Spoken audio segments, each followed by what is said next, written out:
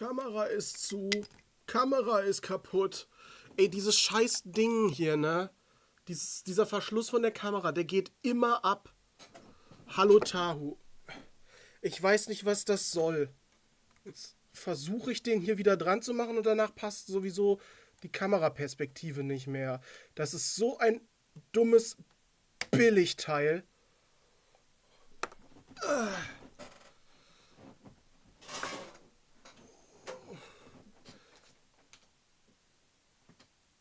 Welche Ecke ist das, die man da sieht? Ich glaube, es ist der Stuhl. Da sieht man die Hüllen von Yu-Gi-Oh! Karten rumliegen. Das soll eigentlich zu. So. Hallo da. Professionell mal wieder. Ja. Ich schließe auch gerade mal wieder den Controller an.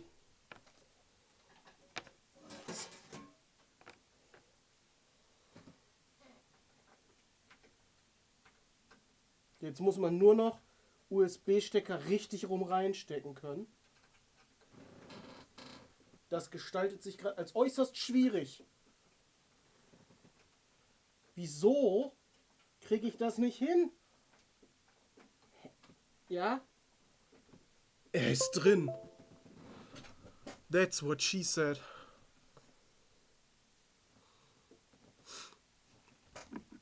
Nehme ich mir erstmal meine Trinkflaschen vom Tisch und DS4 Windows machen wir wieder an.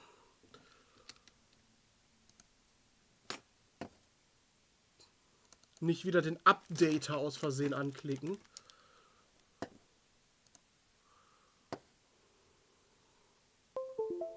Lump. Bei anderen ist er schon drin, ich fühle nichts.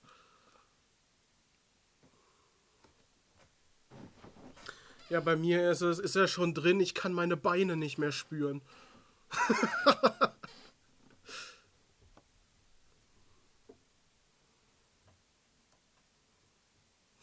Ja, das läuft jetzt im Hintergrund weiter.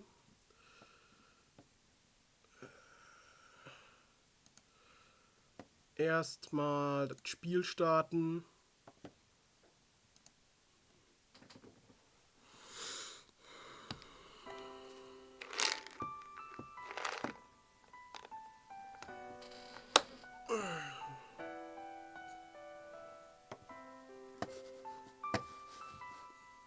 Vielleicht soll...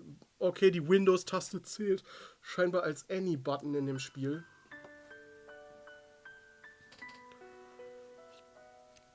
Ich wollte jetzt eigentlich hier mal zu dem Screen wechseln. Wo ist er denn? Azure. Da. Gut.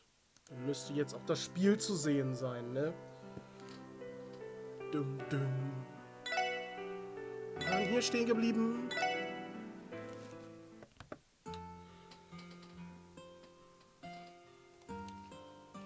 Wenn ich die beiden schon wieder sehe.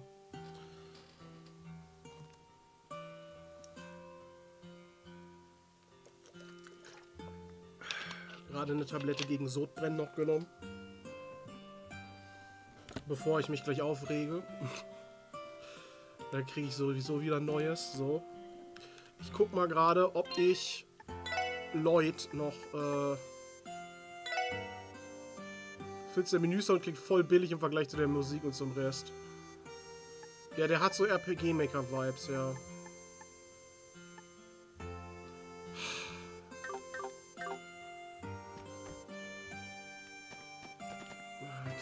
Kann ich gerade noch mal zurück in die Stadt.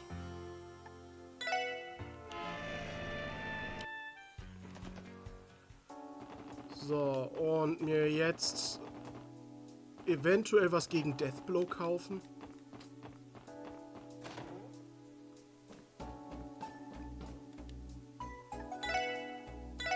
Oder gibt es neuere Waffen für mich? Ja.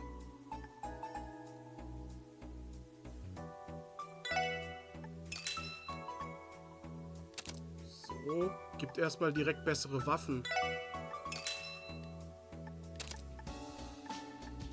Ich sollte mich vielleicht einmal besser ausrüsten an sich. Wazy ist sowieso...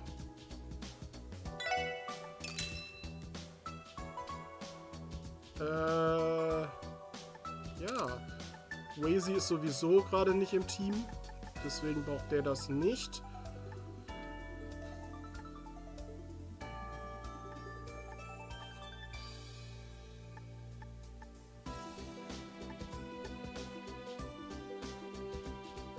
So. Für Lloyd und Randy kann ich das kaufen. So. Und die kann ich für Noel einmal kaufen.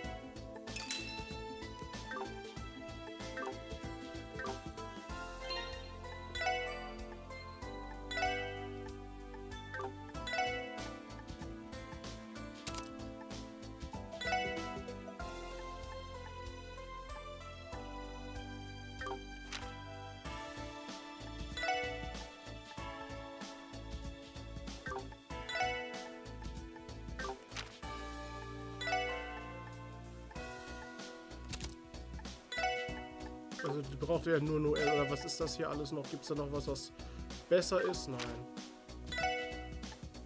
So, Noel macht das besser. Sie hatte das schon ausgerüstet. Ja gut, dann war das alles. Ich guck mal gerade. Sonst hatte der nichts mehr, ne? Ob ich irgendwo noch was kriege.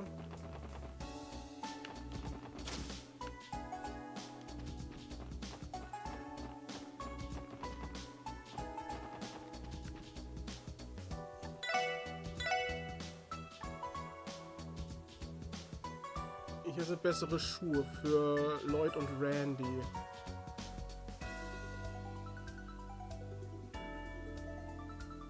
Aber ich habe kein Geld mehr, fällt mir gerade auf.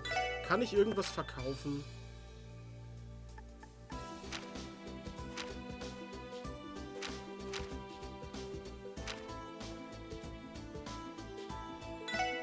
Wie wäre es mit den...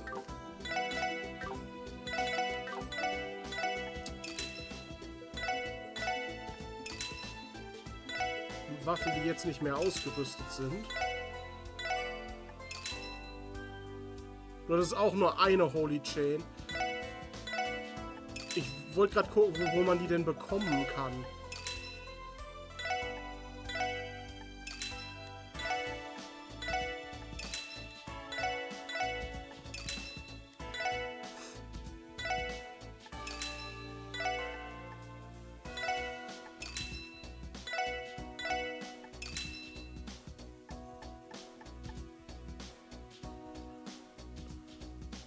Lunar Spirit Beat, Prevents Seal and Mute. Was hat Lloyd denn eigentlich gerade?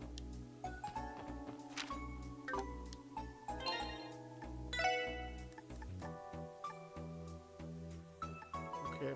Ich möchte ihm stattdessen auf jeden Fall, weil er muss ja im Kampf dabei sein, im ersten zumindest, was gegen Deathblow geben.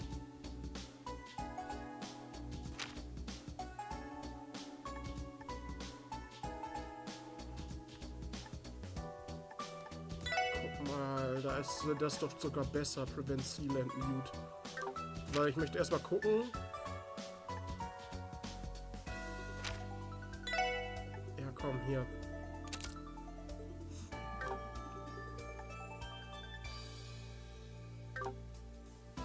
So, und du hattest jetzt noch Schuhe. Für Lloyd und Randy.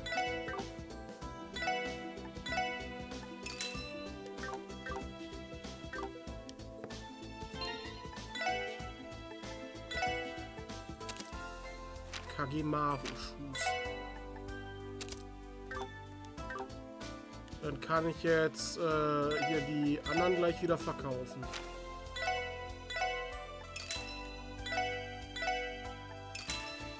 Und ich glaube nicht, dass mein Geld jetzt noch reicht für...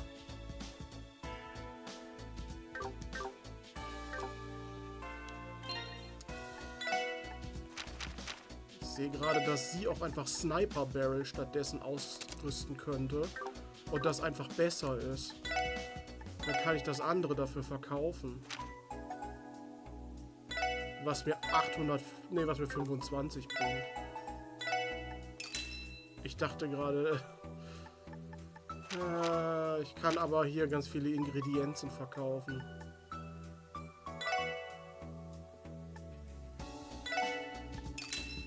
Ich koche ja eh nicht sonderlich viel. So. Der hatte nur die Schuhe, oder? Ja.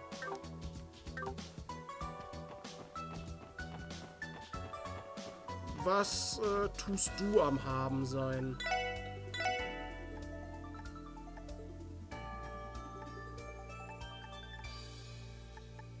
Die Dinger hier. Mishy Tail. Mishy Head. Nicht das, was ich suche, leider. Kriegt man Holy Chain irgendwo?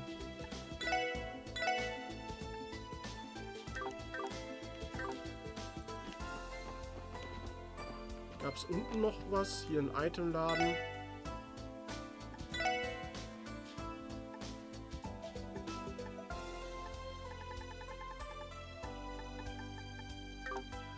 Nö.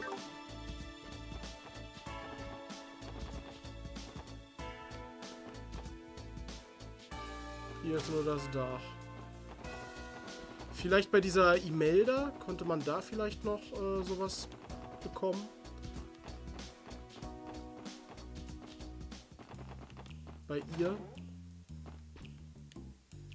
Sie sieht wie die Frau für sowas aus. Nee, das sind andere Sachen.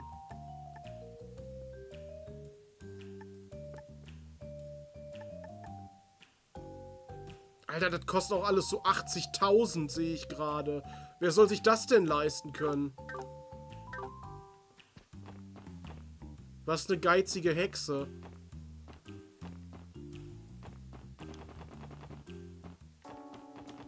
Wie sieht's eigentlich mit meinen Ordnance aus?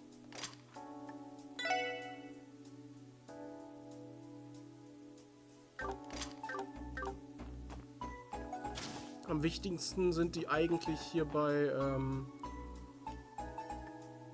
gibt's ein neues Master Quartz? Nein. Upgrade. Slot. Eigentlich ist es bei Ellie am wichtigsten, die Dinger zu upgraden, weil dadurch kriegt sie auch automatisch mehr EP, oder? Und die sind bei ihr letztes Mal immer leer gegangen. Ja, guck mal, jetzt hat sie... Man sieht jetzt an der Leiste, die ist nur noch halb voll. Die hat jetzt einfach doppelt so viele EP wie vorher.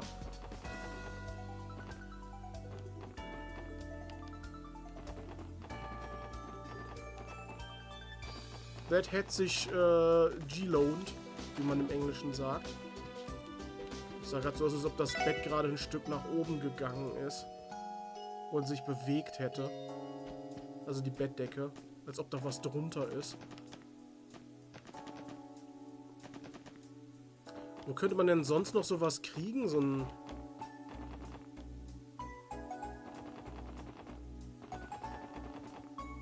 Deathblow Resisting.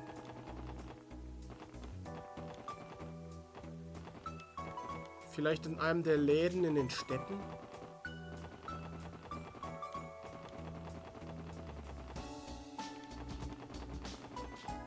Oder hier unten vielleicht noch bei einem von den Läden? Der mit den Windmühlen vielleicht? Colorful Pinwheel.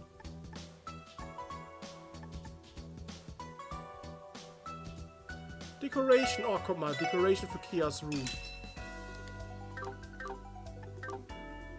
Müssen wir Kea das noch geben? Der hier konnte, glaube ich, auch irgendwie... Dem kann man Fische geben. Da kriegt man 4 Karotten dafür. Achso, nee. Das will ich ja gar nicht. Eine Sache wäre noch, hier ist doch dieser Pawnshop da. Achso, das war Customize.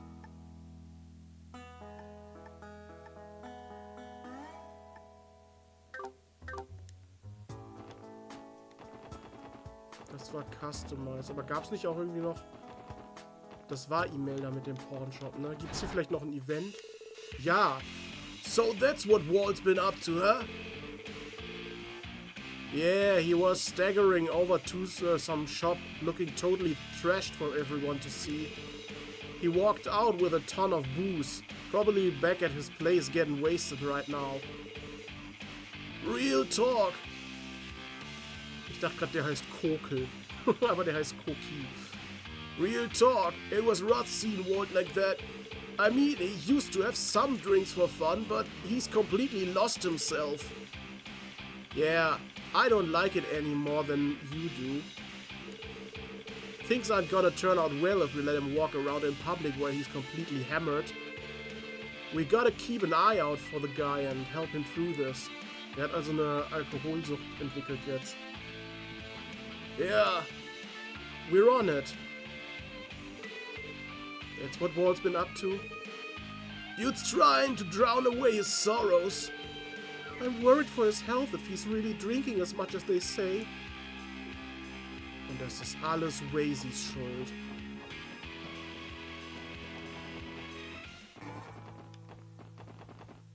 Alles Wazeys Schuld. Nur weil Wazy irgendwas gemacht hat, nämlich unserer Gruppe beizutreten. Trade Equipment.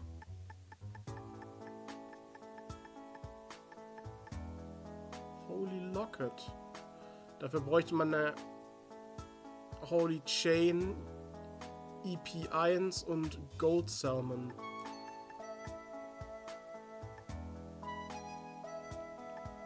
Mein Problem ist aber im Moment überhaupt erstmal eine Holy Chain zu bekommen.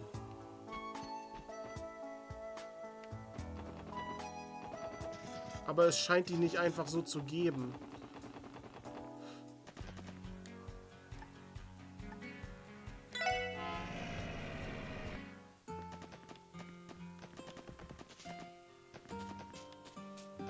Es sei denn, man kann die hier kaufen.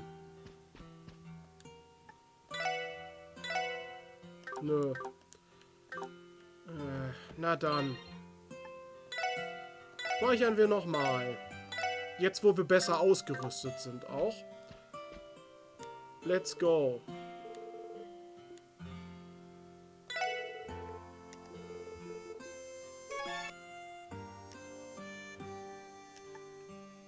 Nein, das wollte ich gar nicht.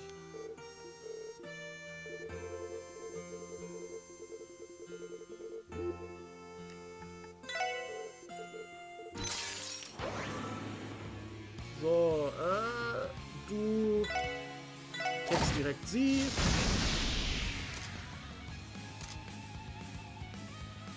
Craft, Electromagnetic Net auf sie, sodass beide getroffen werden. Move down.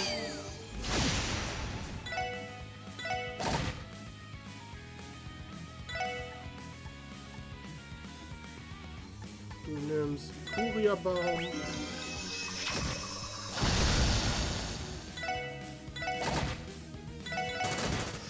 Ey, die eine ist jetzt schon fast down. Die ist jetzt... Was? Ich dachte, sie wäre jetzt down. Jetzt ist sie down.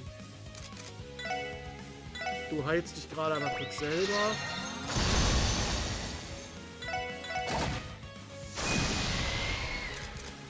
Hat ja sehr viel gebracht. Diese scheiß Deathblow-Attacke immer.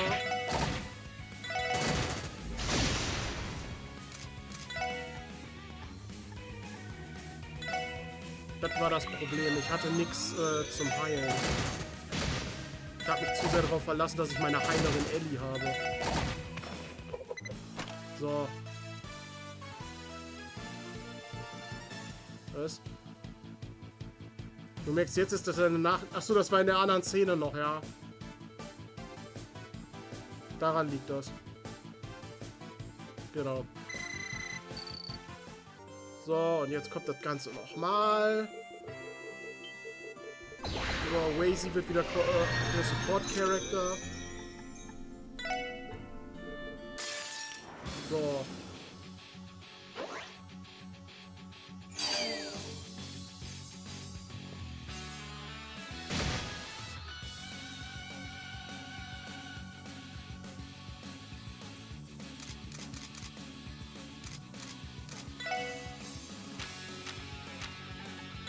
Chrono Drive. Erstmal auf alle. Du machst Rekuria auf die alle. So. Wir konzentrieren uns erst auf sie. Auf die Heilerin.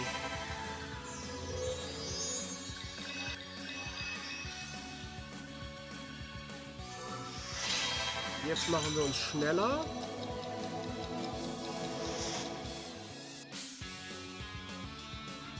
Du bist vollgefressen.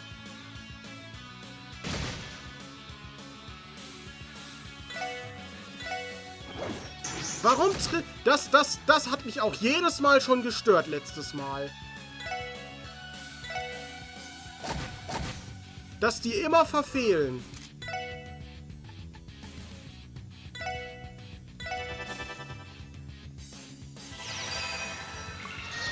Ich muss eigentlich meine ganzen S-Crafts raushauen.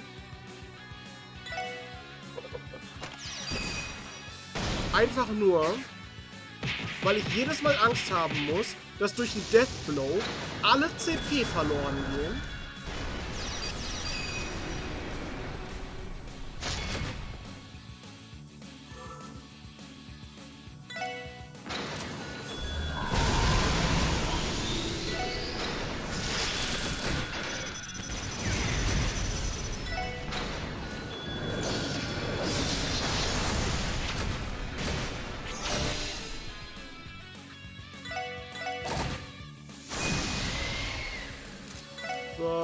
Telas auf Randy. So, sie heilt diesmal überhaupt nicht, habe ich das Gefühl. Letztes Mal hat die ständig alles Mögliche gegen geheilt.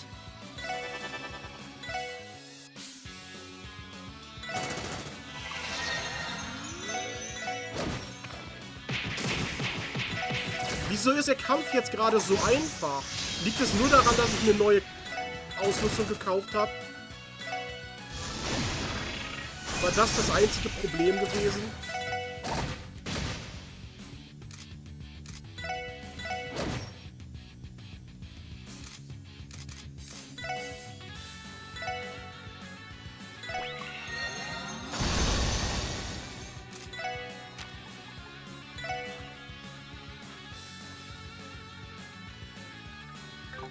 Dass ich die Heilerin fokussiert habe, ist wahrscheinlich schon das, was das meiste ausmacht.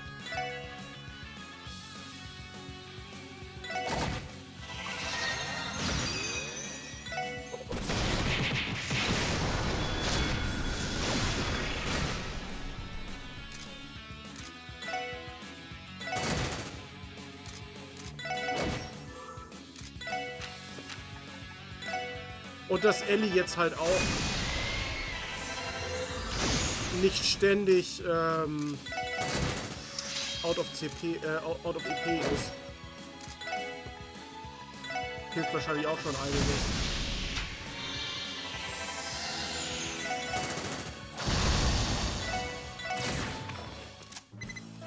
Und über den Kampf habe ich mich so aufgeregt.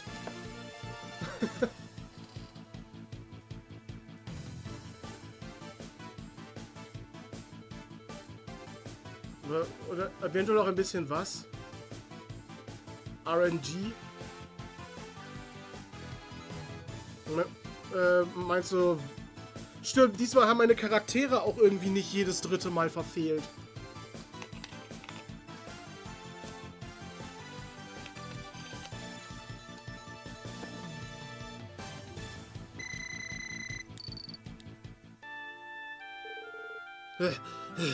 Is it over?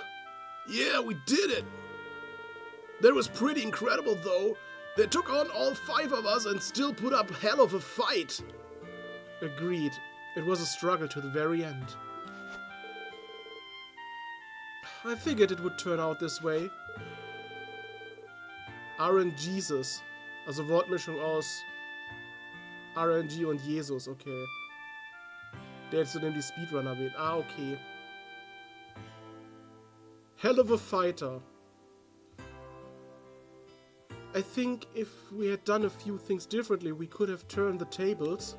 Still, it doesn't matter in the end. The SSS won this fair and square. All of you make for one strong team now. Congratulations on the victory. Das Heiz ist wieder voll. Okay. Oh. That's amazing. All of my stamina has returned. Das ist im Bett eine ziemlich nützliche Fähigkeit, ne? Oh man, getting healed by Aiolia, by Spaghetti Aglio Olio twice in one day. Pinch me, Idios. I think I'm in heaven. Don't mention it, Randy. Would you like to go another round so I can heal you a third time? Easy there. The spirit is willing, but the flesh is spongy and bruised. What's wrong? Not ready to meet the goddess just yet? Can it, Wazy? Car! At least they alleviated some of the tension. You guys really are something else. I could watch you go back and forth for hours. Our pleasure.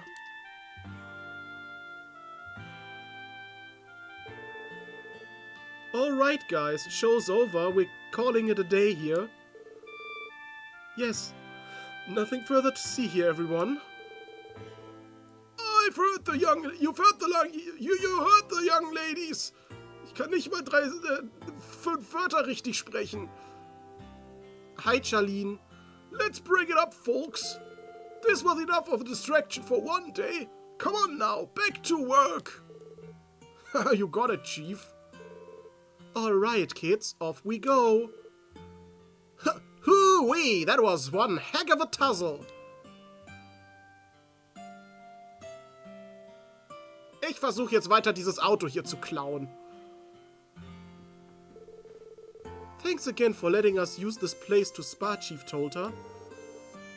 We got some valuable training and thanks to you.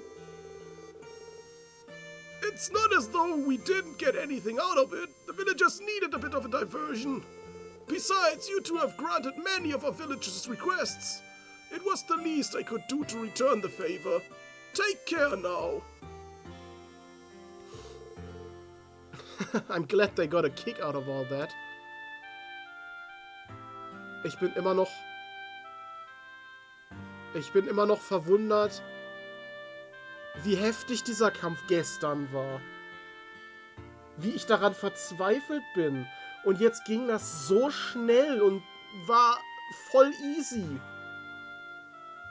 Ich muss aber auch sagen, die Heilerin hat diesmal kein einziges Mal geheilt. Ist euch das aufgefallen? Die hat kein einziges Mal geheilt dieses Mal.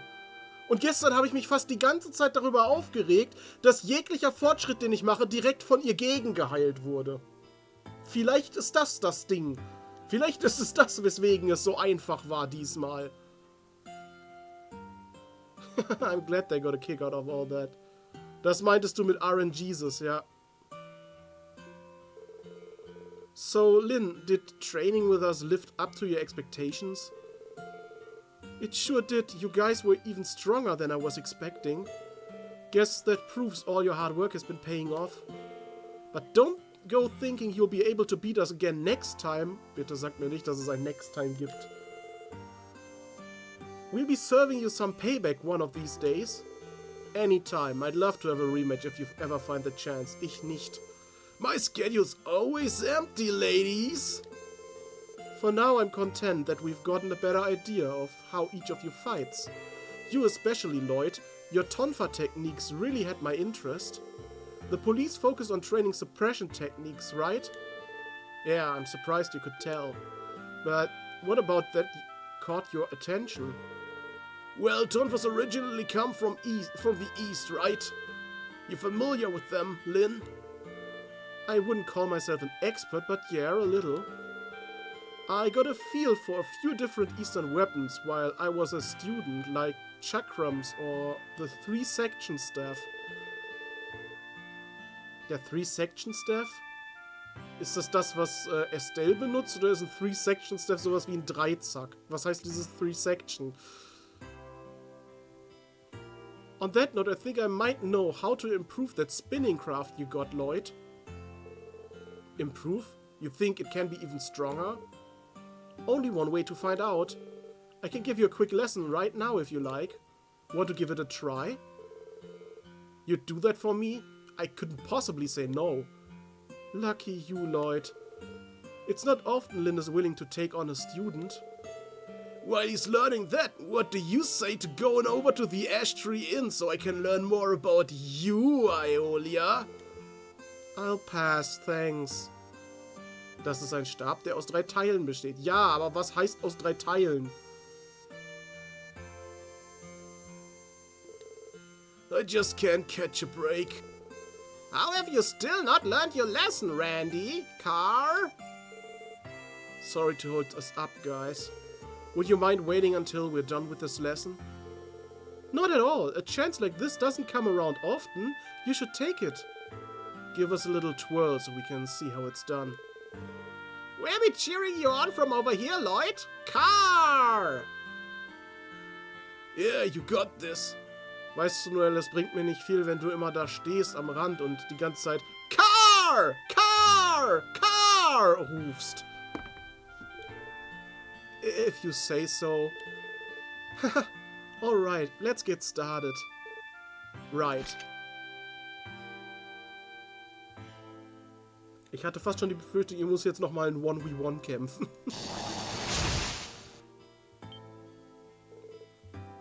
I think I got it. Das war die Whirling Spin Denshi-Hatsu Technik.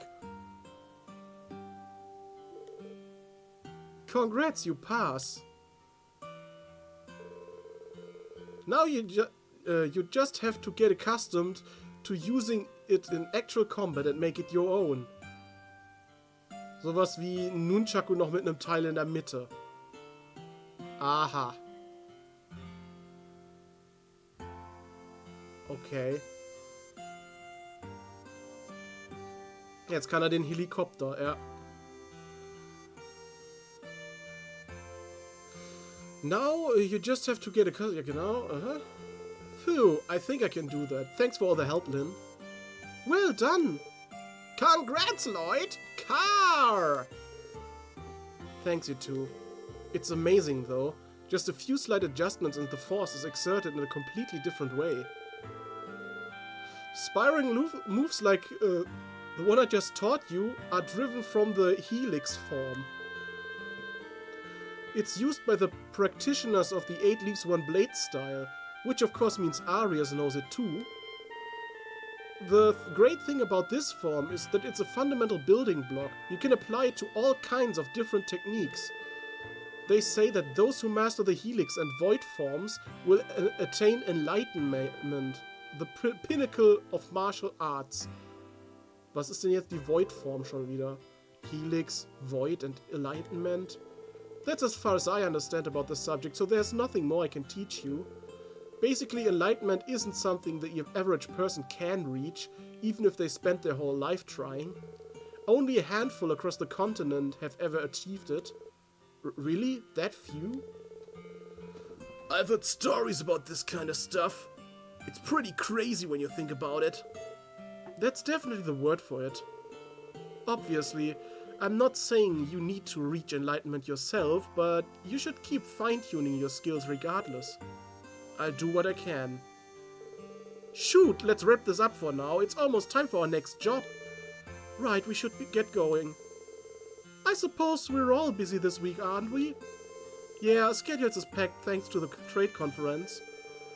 I understand the need for it, but Michael truly does run a tight ship. He has all our shifts planned down to the very last minute. Ja, außer jetzt gerade. That's absurd! Car! Luckily, he still gives us time for breaks every now and then. Anyway, we need to get going. Keep up the good work out there. Goodbye, everyone. Right, thank you for everything. Lloyd learned Raging Spin. Ich muss die Katzenohren gerade vom Boden aufheben, da habe ich sie gestern hingeworfen. Nachdem ich so sauer war. War nicht im Video, sondern im Stream, sondern danach, aber ich habe sie da halt noch hingeworfen.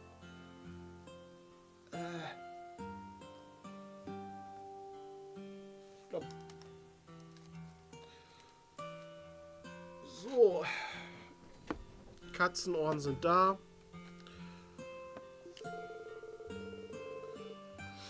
Its attack power and range have been increased. Additional enemies will be drawn toward Lloyd upon usage. So, damit haben wir das geschafft. Das heißt, wir kommen vielleicht heute auch noch zu ein bisschen Story. Weil jetzt machen wir die Oliven-Quest.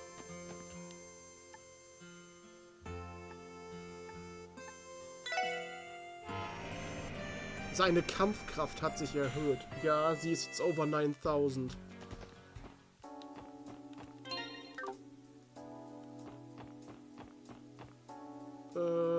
Ich gehe einfach hier rüber in die Station Street. Station Street. Dann können wir Müller jetzt helfen. I'd like you to search for my client, a musician who's gone missing in the city. Could I ask you all to begin the search immediately? Let's find that musician. Musician. In anderen Worten, Prinz. Of course, we're here to help. Could you give us some more details about this musician we're looking for? Gladly. He looks like the Crown Prince. Ne, der ist ja gar nicht der Crown Prince. Aber he looks like the Prince. My client goes by the name of Olivier Lehnheim. He's a blonde man in his 20s, often clad in a white coat and sporting a lute. A lute? Wouldn't that make him stand out like a sore thumb? How hard could it be to find this guy? Ich wette, er besäuft sich irgendwo. Mit Wein, mit sehr teurem Wein, wo er nicht gefragt hat, ob er den benutzen darf. If only things were so simple, a mere search and retrieval mission wouldn't be an issue ordinarily. But you see, Olivier's personality is a bit, shall we say, problematic. He has an incurable need to stick his nose in other people's business, only to cause more trouble in the process. To be frank, he's a nuisance, a fool, and a real pain in my... excuse me. I see. Ideally, I'd like you to find him right away, so as to keep this tour schedule intact, but I know better than to get to my hopes up. You'll be doing me enough of a favor if you could simply grab him before he gets himself into any incidents. You're starting to sound less like his manager and more like his babysitter. Irgendwie ist das ja auch so. Either way, it explains exactly what kind of person we should be on the lookout for. Do you have any idea what sort of areas might pique his interest? Well, if I had to say, Olivier has a tendency to be drawn to bustling crowds or places of ill repute. He also fancies himself a gourmet, so he might have slipped away to some sort of eating establishment. Basically, if it's any place someone could stir up trouble, you can bet it's on his radar. Hi Julie. Es ist aber noch nicht 20 Uhr. Du musst jetzt wieder gehen. Geh wieder. Komm erst um 20 Uhr wieder. Du hast gesagt, du kannst erst um 20 Uhr. Car! The downtown district, back alley and entertainment district are the first places that come to mind in that case. Was mir als erstes zum Thema Wein in den Sinn kommt, wäre das Trinity oder wie es heißt. Also das, was Wazy leitet.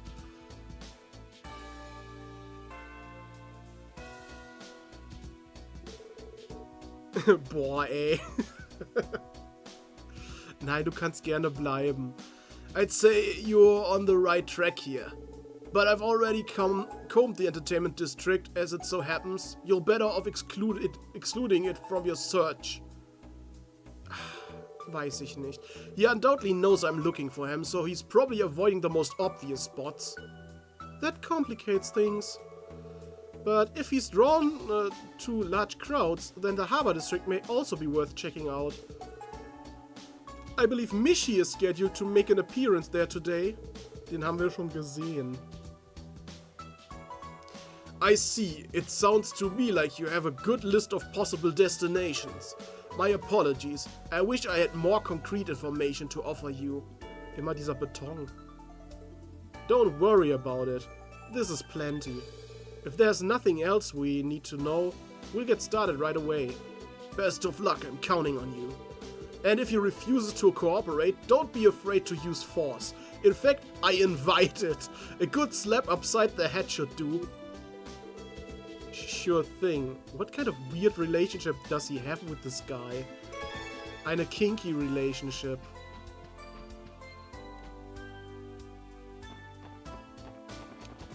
So. Wir gehen mal zuerst in den Downtown-Distrikt. Ich guck direkt erstmal bei Trinity rein. Oh, you gotta be shitting me! Oh, bitch, and moan some more, why don't ya? Those voices. Lloyd, look! Sind das die Saber Vipers? The hell's wrong with you, Slash? Use your friggin' head for one! What are you gonna do if Walt drinks himself to death? Cause the way things are going, he's already halfway there. I told you that's why I'm weighing our options to keep that from happening. It's not my fault nothing's come to mind yet. Get off my damn case. Oh yeah? What about your shit for brains idea to take him sightseeing on top of the tower? That will cheer him up for sure. What do you think he is, a 7-year-old? If he was, he sure as hell wouldn't be in this hole in the first place. Seriously, has anyone ever told you how much of a grade A dumbass you are? Bastard, you wanna start giving out scores, huh?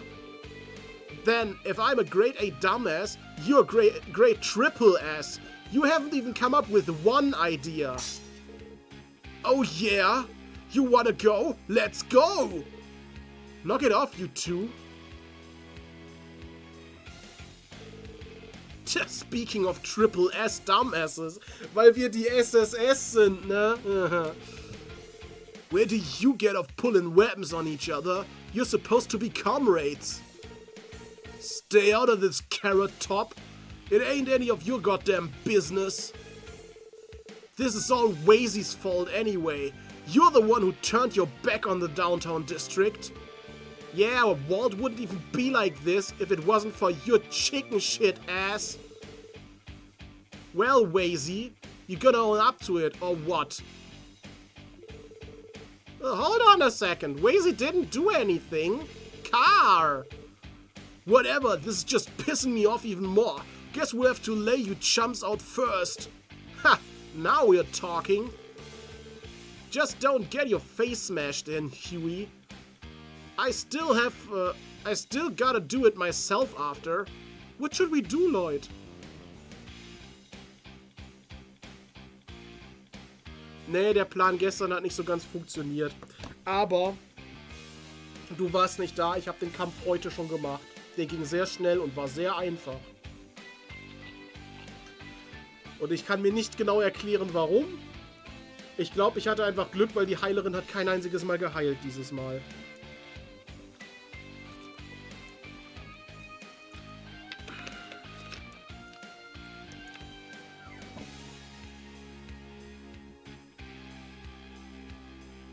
What should we do, Lloyd? This is starting to go beyond boys will be boys territory. Damn, if this keeps up, we won't have any choice but to subdue them. Ja, ist da.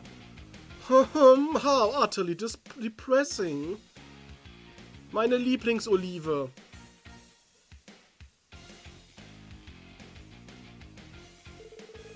Such needless conflict will only link the chains of hatred across your otherwise delightful hearts. To you who choose to scuffle in the streets, I give the timeless gift of this song. It is a soothing yet mournful ballad intended to unite the hearts of those ragamuffins who have lost their way. Es ist immer die gleiche. Diesmal singe ich das nicht. Man kann sich damit nur blamieren.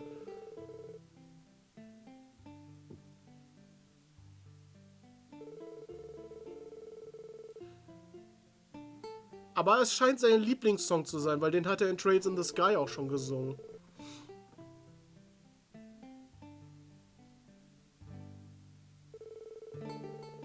Das hat sie da jetzt gerade vor. Gleich haut sie ihm eine rüber. Shut the hell up, Blondie! Ich habe das in Trails in the Sky, glaube ich, versucht zu singen. Damals, glaube ich. Zumindest in einem der beiden Let's Plays. Gah! Oh, hello there, little kitten. Is something the matter? As you can see, I'm in the middle of a delightful performance. Autographs will have to wait until after the show. Moreover, it would be quite dangerous if you kicked me down from this height. Why there may not be an encore. Jetzt kickt sie ihn da wirklich down. Would you shut the hell up already? Quit your caterwauling and get off our roof. We're trying to run a business here. Fine, fine. Please calm your... I said get down.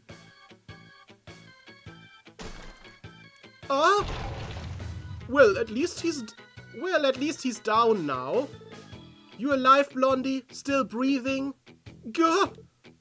Guess so. Well, that was something. Man, this ain't even fun anymore. Later. Pff, the hell was up with... Forget about him. Let's ball.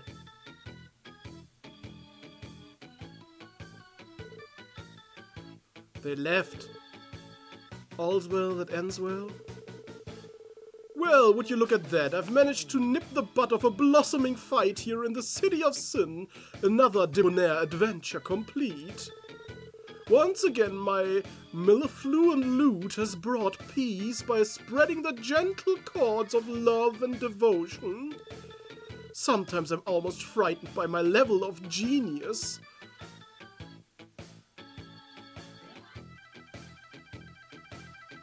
Warum moonwalkt er? Excuse me, but are you alright? That sounded like a hard fall. Worry not, my fair lady. A fall of that height was absolutely nothing to a man who has kissed the dewdrop skies of this very continent. What's wrong with this guy? Do excuse the minor interruption. Now that I've regained my composure, we can continue my great sonata. Gather around, ladies and gentlemen. Now, where was I? If this fleeting dream... Please, you don't have to do that. Hey, Lloyd, could he be... Car? Nein, Noel, ich glaube nicht, dass er ein Auto ist. Aber er ist bestimmt der Prinz von Erebonia. A blonde musician in a white coat. He definitely fits the description. Ach so, ja, das meinst du. Müller said he could be a handful, but he's nothing like what I expected. You must be Olivier, am I right? The one and only, my darling. It is I, the unparalleled genius, wandering bard and seeker of love, Olivier Lenheim. Praise be to Eidios, as it is by her grace that you have had the pleasure of witnessing one of my famous impromptu performances. Engrave this day into your hearts, for it has surely been a once-in-a-lifetime experience for you all. Da muss ich wieder daran denken, das fand ich so lustig, wie der dritte Teil, Trails in the Sky the Third, beworben wurde bei den Features mit Even More Olivier. Das war der Punkt. der für mich am wichtigsten war.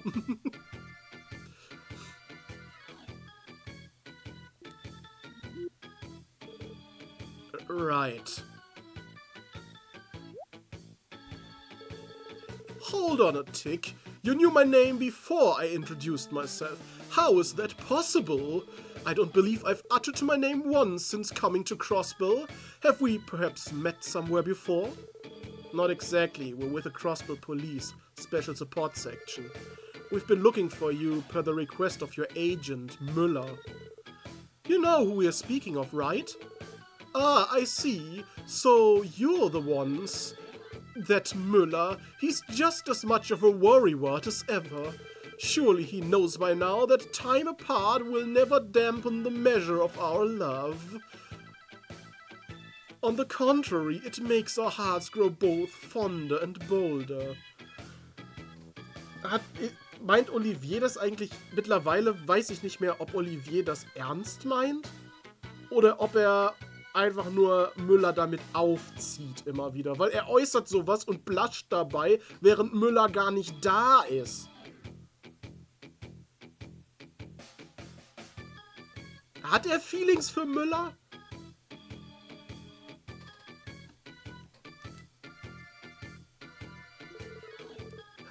Wait, are you saying the two of you are cars?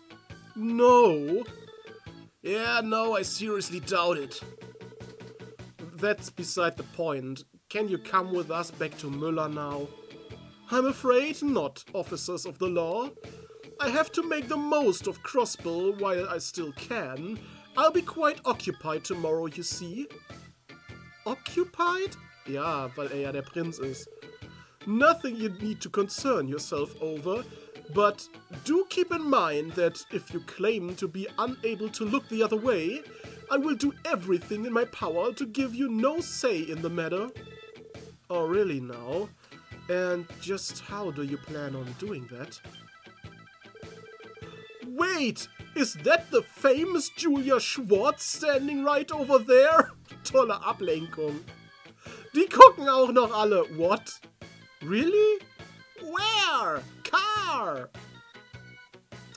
Warum seid ihr so blöd? Hey, wait a second. I don't see anyone. Where'd she? Car! Hey! Oh, till next we meet, my new friends. Tata! Alter, wie dumm sind die denn? Ich meine, er hat ja nicht mal gesagt, oh, guckt mal da. Er hat gesagt, ich kann euch ablenken. Guckt mal da. Er hat es angekündigt.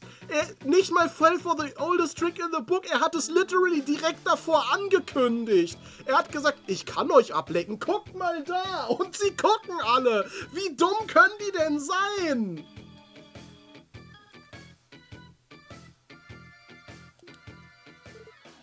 Wait. Er hat halt Überzeugung auf Max-Level geskillt, genau. Er hat wirklich Charisma auf Max-Level geskillt. He got away. We just fell for the oldest trick in the book. Car. Of course, Senior Captain Schwartz wouldn't be in a place like this. Car. Und jetzt kommt sie wahrscheinlich trotzdem. I can already tell this dude is going to be a pain in the ass. Reminds me of Lecter. Never mind that, let's chase after him. The only question is, where did he go? Und an Baron Bleu Blanc erinnert er auch ein bisschen. Weil das sind ja Rivals in Beauty. Why don't we check the other places we discussed earlier? That's how we stumbled upon him downtown, after all. He may be in the back alley or the harbor district. Sounds like a plan, let's move! Bei seinem Sexappeal ist Überzeugen auch ein sinnvoller Skin. Was? Skill. Achso. Warum solltest du irgendwen vertrieben haben, Julie?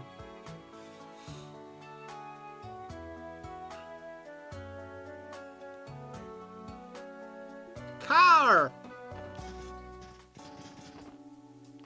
Er könnte theoretisch ja auch hier sein, wenn er ein Gourmet ist, ne? Aber hier ist er nicht. Dann Harbor District ist am nächsten dran.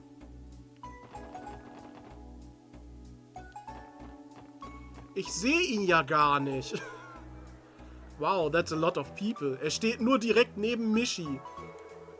They must be here for the Michi event. I believe this is what the theme park staff are doing for the day, seeing as Michelin was closed during the conference. It's a shame Tio isn't here to see this. Car! I think they're about to dance a number, to do a dance number. Why don't we stick around for it? After all, we are already... Und er tanzt mit. Wait, is that... Komm, ich will ihn tanzen sehen. Hey, I love you, Michi! Warum? Warum kennt er denn den Tanz auch? Das ist übelst der Beyblade-Tanz auch. Die drehen sich so und... So bewegen sich Menschen nicht. Okay, everyone. All together now. Let's dance and make a wishy with Michi. Let's dance and make a wishy with Michi. Da wird einem doch schlecht bei. Olivier and Michi exchanged a firm handshake. Haha, well met and well done, Michi. To be frank, your dancing prowess is something to be commended. Mehehe, you're not too shabby yourself, fella. Where did you learn to dance? I'm rather fond of ballroom dancing myself. Naturally, my preferred partner would be a beautiful woman, but you were a fine stand-in, my furry companion. Though, I suppose I shouldn't have expected any less from Crossbill's most beloved mascot. Me? Oh, stop it! You're making me blush! Wer weiß, vielleicht ist da ja eine Frau unter dem Kostüm. What in Adius' name is he doing? Looks like he barged in to take some of the spotlight for himself. Remember when Müller asked us to prevent him from drawing attention to himself? That's out the window now. Car! Uh-oh. I do believe I've been discovered. My apologies, dear Michi, but I must vacate the premises for now. Oh, that's too bad. Me, let's dance together at Michelin Wonderland next time. Now, that is one wishy I promise to bring to fruition. Parting is such sweet sorrow, but the bond we have forged today will linger in my heart for eons to come. Das macht die Olive doch wohl aber mit Absicht. Der hat doch irgendwelche Gründe dafür, so auffällig zu sein. Er hat immer seine Gründe. Adios, mi amigo. Bye, bye. Erstmal nochmal schön glitzern. Wow. Meisterathlet. Den Sprung hätte ich nicht geschafft. He cut and ran again. I get the feeling he's used to this sort of thing. On the bright side, this narrows down the number of places he could have escaped to. It's not going to matter either way, unless we start chasing after him. Ja, jetzt ist er in der Back Alley, ne? Jetzt müsste er in der Dreck Alley sein.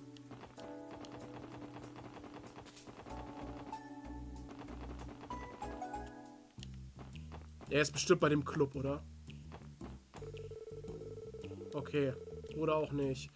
Dann ist er in der Bar. War ja klar. Er spielt das Piano. Olivier. Es ist wieder die gleiche Ballade. Hi, Kev. Man hört es, ne? Es ist wieder die gleiche Ballade. Kann es sein, dass er nur das eine Lied kann?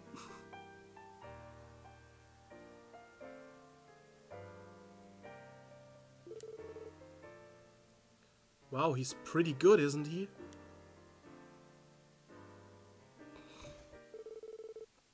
Thank you for listening to my serenade. Bravo! You're amazing, mister! What would you say to signing on as our live entertainment for a while? I'd be willing to compensate you, of course. Ich glaube, er hat andere Dinge zu tun.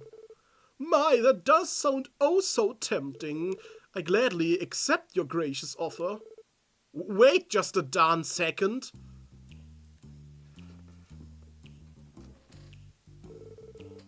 What's this? Found me already, have you? Now you're going around taking random side jobs? This dude's got some screws loose. Screws loose reimt sich. I urge you to cease this admittedly well-earned flattery. Why, I can feel my cheeks reddening already. No one's flattering you, jackass. We're taking you with us this time. Car! Now, surely you must know when to give up. Life isn't meant to be a constant chase. You have to stop and smell the grand roses too. Sip it slowly, like a fine wine. And so, I shall offer a gift to brighten up your weary, dreary hearts. A melody woven with this very essence of love and devotion.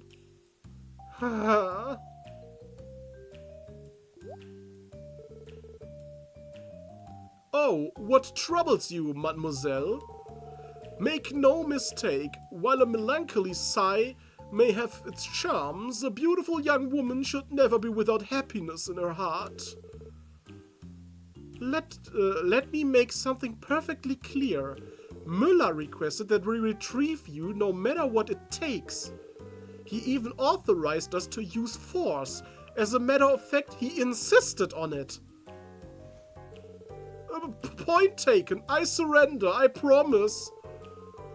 That smile is more terrifying than things that usually scare her.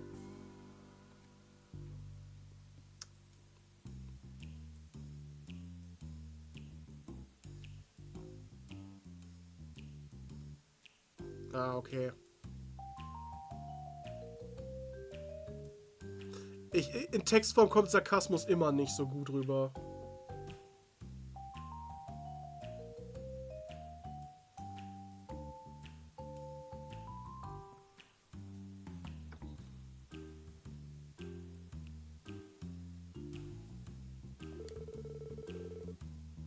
As disappointing as this is, the time has come for me to sail with the tide.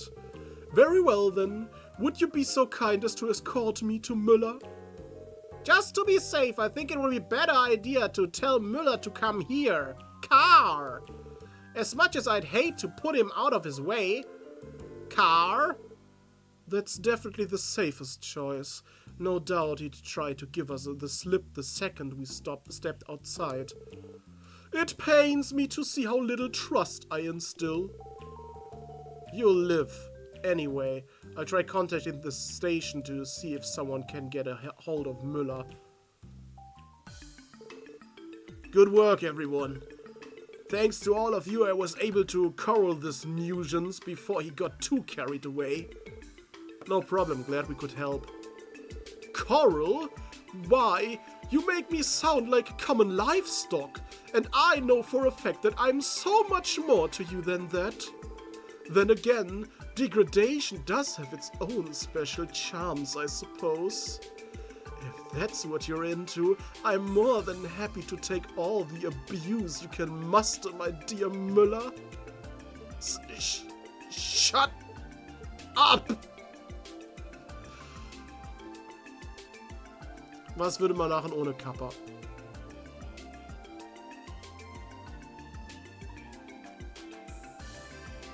Man würde immer grundsätzlich alles Bier ernst nehmen und sich gegenseitig umbringen. Hier ist das Face jetzt aber nicht angebracht, weil das ist wirklich so. I take it back, please don't hurt me. My apologies, everyone. This idiot and I have a bit of a history together. He never learns his lessons, so I always end up having to cut his leash shorter and shorter. Sounds like you're used to dishing out tough love. Love doesn't begin to cover it. There's nothing like having a companion who truly supports you. Then again, who wouldn't want to accompany one such as myself, known for almost as many virtues and good deeds as the goddess above? Does that count as heresy? I don't even think Eidios could get this ne'er-do-well. Warum steht das so komisch da? Never do well to repent. I'm afraid you're right. But as far as I'm aware, the church sermons are nearly as hard-hitting as mine. No, please. I'll be half myself, Müller. Please don't encourage his savagery. I beg of you. Something tells me this is their usual friendly banter. Car. We should be going. There's still quite a bit on our agenda. Thank you again for all your help. Don't mention it. All in a day's work. Though, if you don't mind me saying, I wouldn't take my eyes off him if I were you. I know all too well. And so our revelry reaches its inevitable denouement. Was auch immer das heißt. I bid you adieu, ladies and gentlemen. May we meet again, fates permitting? Sure. My only regret is never receiving the luxury of frolicking with Mishi at that oft-rumored resort park. Wait just a moment. Your division takes on contract work, yes?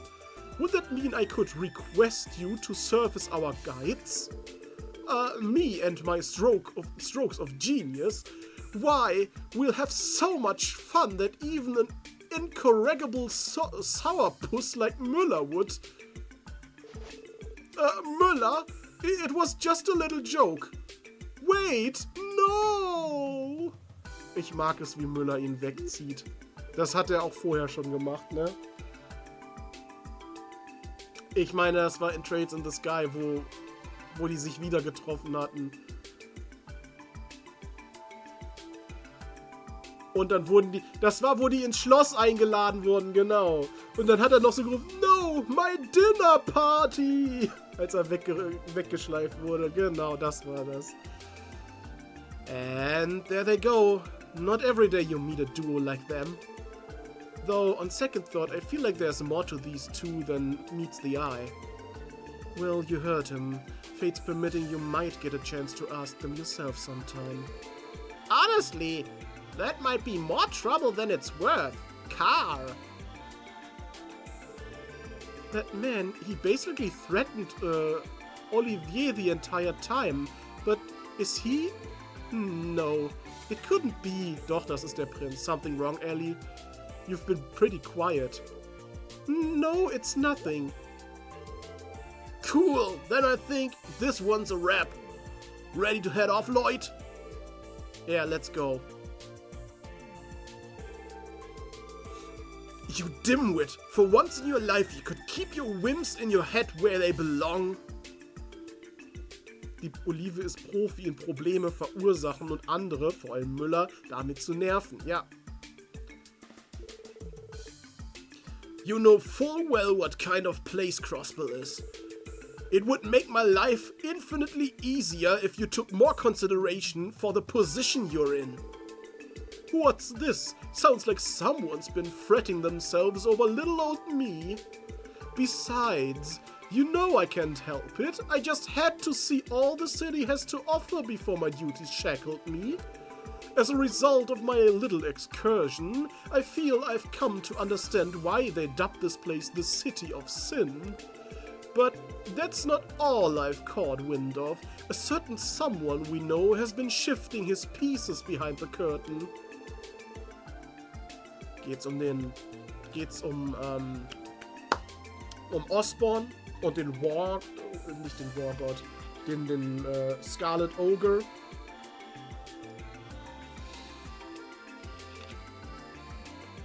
Is that so? Then at least you managed to get something useful out of all this. Indeed, and thanks to you, Müller, I was able to have a little preview of what's to come. Which reminds me, how go the arrangements? I'm only able to romp and frolic about the way I do because I know you can manage just fine without me. I'm not the one to be concerned about, but yes, I've already contacted them. They need to know that our schedule has been delayed. No thanks to you. Well, in that case, let us make haste. It would be unbecoming of us to keep two lovely ladies waiting. Geht's Julia Schwartz und Prinzessin Claudia?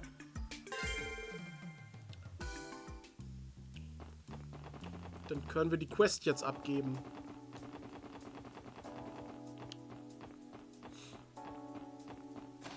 Und dann haben wir noch die eine Quest, die wir machen müssen.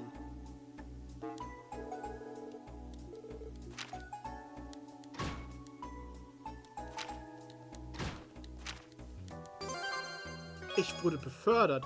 Oh, True Gladiator Headband, okay.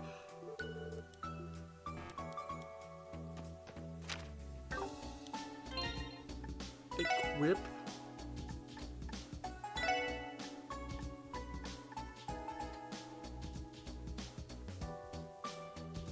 CP gain up. Raises CP gain in battle.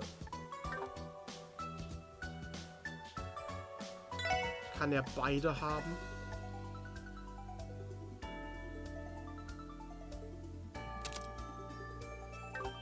Wird er dadurch, kann er dadurch zu so einem richtigen S-Craft-Spammer werden?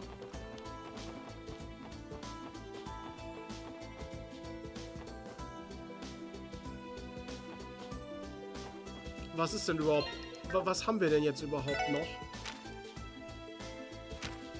Marigon, okay. Wo muss ich dafür hin? Acacia Apartments East Street. Second Floor. Dann gehen wir da doch mal hin.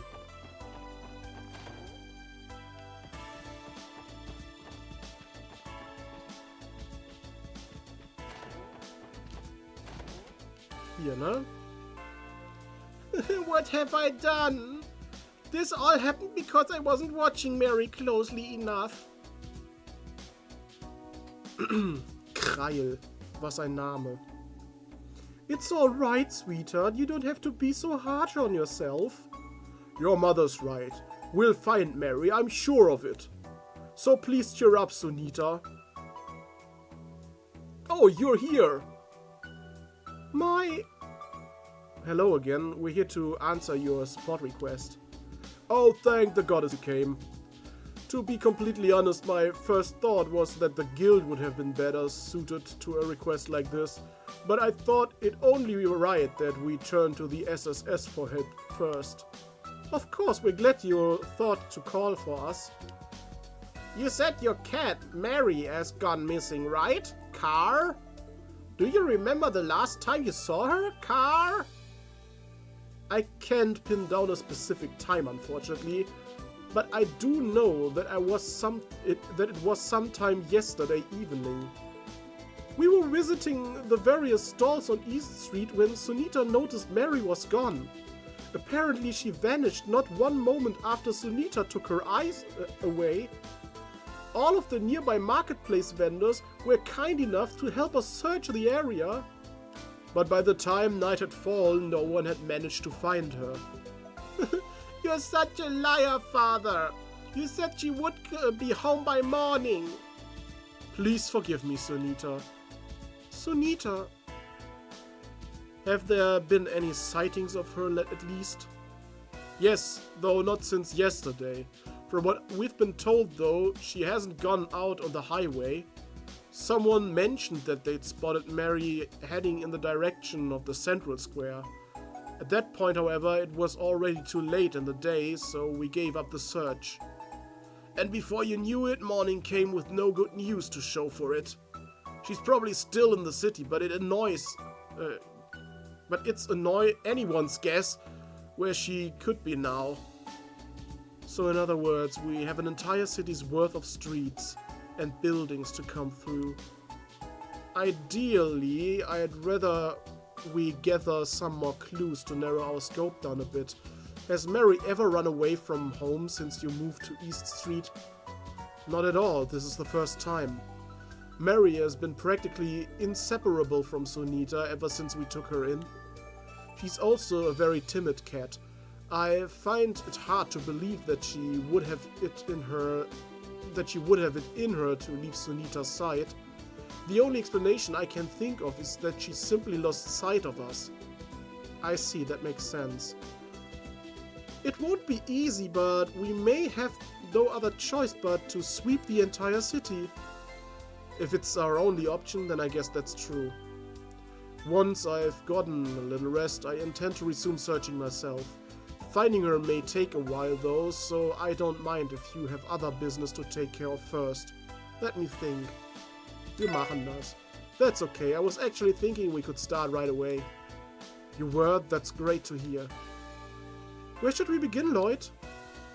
We may only be repeating what they did yesterday, but I think the most sensible place to start with would be retracing their steps on East Street. Sure, checks out to me. Starting from square one, in other words. Do you think there's anywhere on East Street she might have been interested in specifically? Der Fischmarkt. Well, there's a fishmonger at one of the stalls. She just adores the place. It's her favorite spot for selge around. That's true, yesterday was the last time we were there, but it's possibly Mary has turned up since. The owner, Marte, took the time to help us look yesterday. I'm sure she's been keeping an eye out. Imagine, du willst an das Fass in der Ecke des Zimmers. Warum steht das da überhaupt? Ja, warum ist das überhaupt... Warum ist nicht die Küche um die Ecke gebaut? Das ist wirklich total dämlich konstruiert. Do you think you could check in with her for us?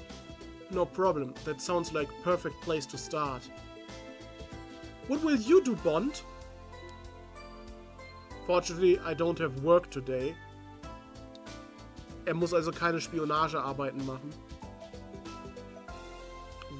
Weil er die Lizenz zum Töten hat.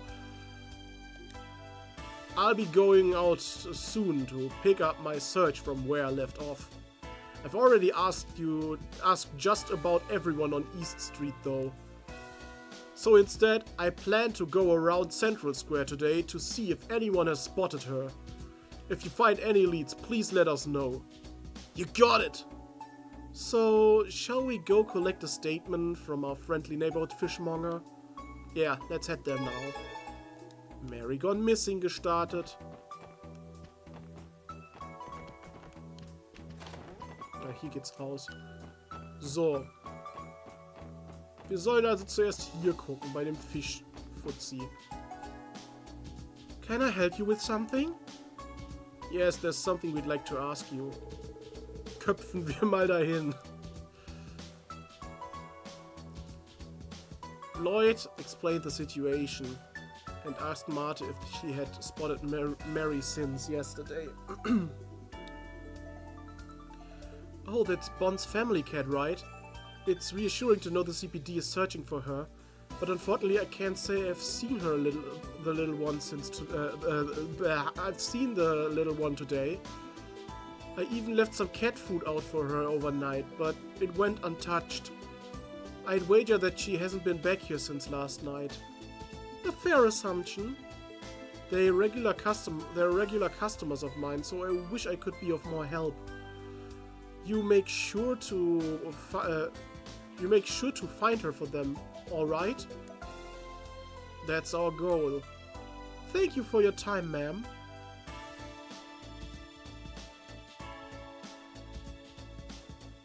Not exactly the lead we were hoping for. What should we do next, Lloyd? Car? Let's keep asking around the neighborhood for now.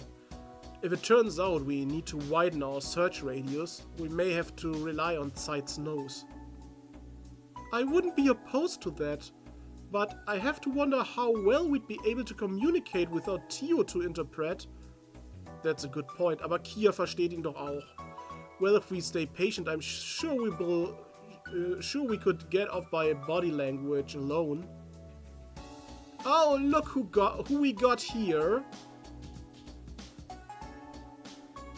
Oh, nein. Hi, Reaper Newland. What? You're Randy's...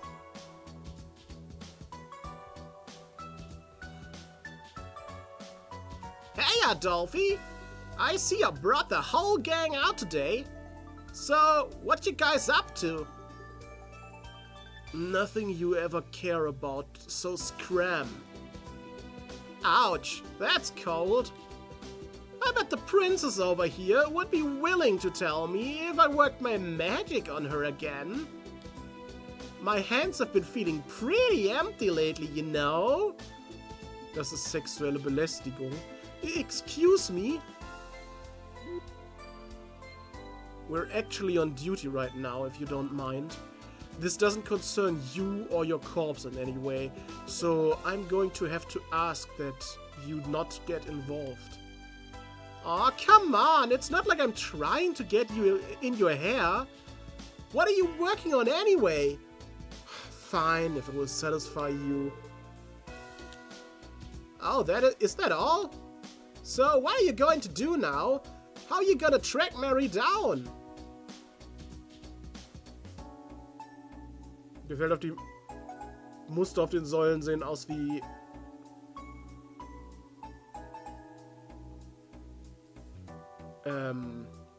Jetzt, wo du es sagst...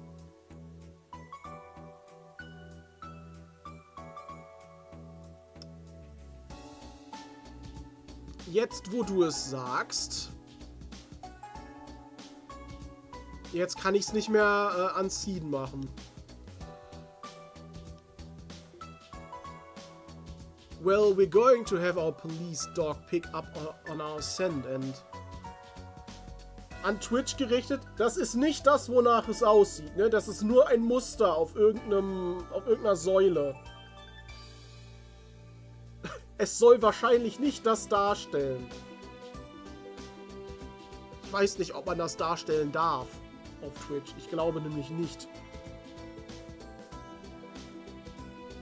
Well, we're going to have our police dog pick up on her scent and...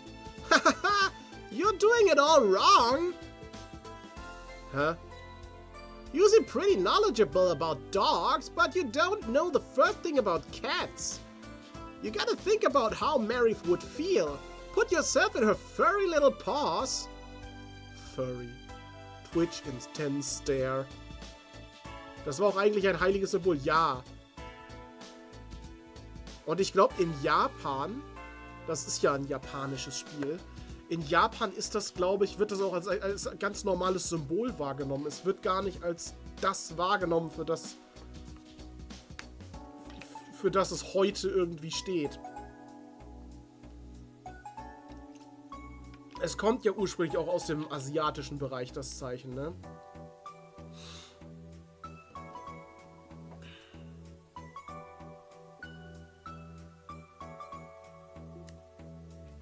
What do you mean?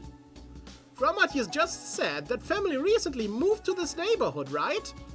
In that case, isn't the answer pretty obvious? Die ist da, wo die Familie früher gewohnt hat.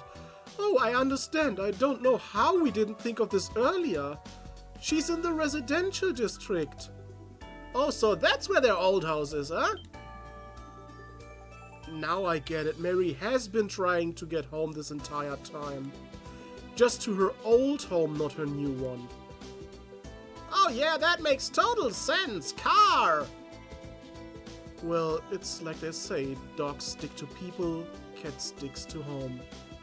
Pretty easy to figure out if you observe a cat's behavior after it gets separated from its owner. True enough! That's why Cop's been living at the SSS building since even before we moved in.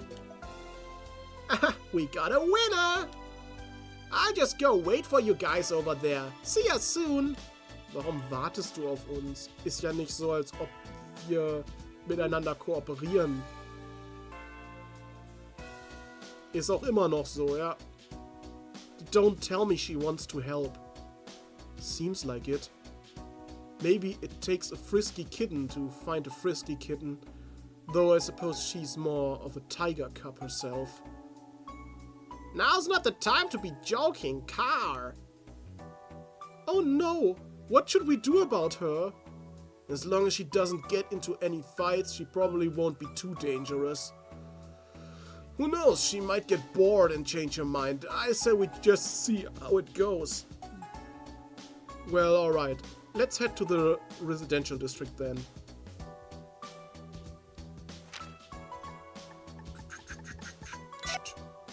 Residentaldistrikt. Welches Haus war denn das?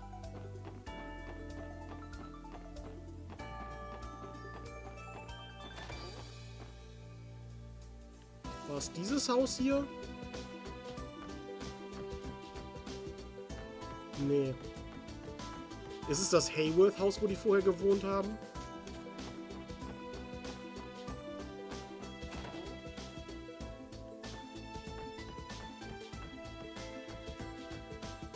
Nee. Die Hayworths haben hier wahrscheinlich auch schon länger gewohnt. Und das ist ein... Ah, es ist das Haus, wo die coolen Jungs drin wohnen.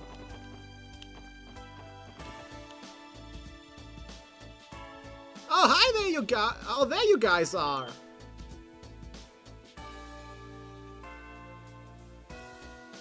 Ist ja im Grunde wie mit vielen anderen Sachen. Nur weil das eine Gruppe von schlimmen Menschen auch macht, ist die Sache an sich nicht gleich was Schlechtes. Der Kontext natürlich. Das ist heutzutage wirklich so. Wenn du einige Sachen sagst und Shirley ist auch schon ein bisschen hot, ja. Ich glaube aber, dass sie noch nicht alt genug ist, um hot zu sein. Was wollte ich jetzt, worauf wollte ich hin? Es ist so einige Sachen, die sind halt so im Sprachgebrauch drin, aber irgendwelche fragwürdigen Leute haben das mal benutzt für fragwürdige Dinge. Und allein dadurch darf man das nicht mehr sagen oder man wird gleich schief angeguckt, weil ja diese Gruppe von Leuten das gesagt hat. Zum Beispiel, ich guck mal gerade. Kennt ihr den Ausdruck jedem das Seine? Ich habe mal gesehen, dass jemand darüber verurteilt wurde, ne, weil er geschrieben hat, jedem das Seine. Und es war in der Hinsicht gemeint, dass jeder tun und lassen soll, was er möchte. Ne? Was ihn glücklich macht, soll er halt tun. Jedem das Seine. So. Allerdings stand jedem das Seine an irgendeinem KZ dran als Leitspruch. Und damit war gemeint, dass jeder das bekommt, was er verdient. Und in der Hinsicht ist das schon etwas krass. Das ist aber in dem Moment nicht gemeint. Trotzdem wird man sofort dafür verurteilt. Einfach nur, weil eine Gruppe das benutzt hat. Und der Leitspruch, jedem das Seine, kommt sogar aus dem antiken Griechenland. Ich habe gerade hier die Wikipedia-Seite über. Das war so lange davor.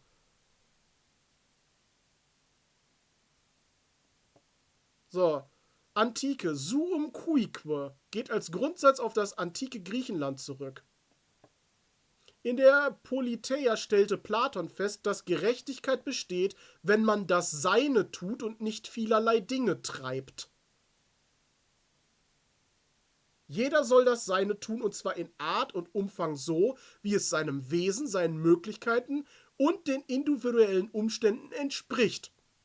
Also im Prinzip das, was man mit jedem das Seine aussagen möchte. Dass jeder das tun soll und tun können soll, was er gerne tun möchte.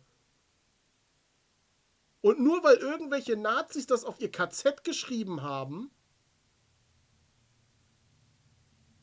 ist das plötzlich so ein Ding von jeder das, was er verdient.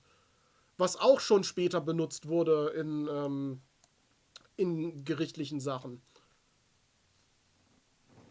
Ich weiß noch, dass auf X, heißt es ja jetzt, da mal so eine Diskussion drüber entstanden ist, wo einer jedem das Seine geschrieben hat. Okay, das wurde gerade zurückgehalten von Reaper.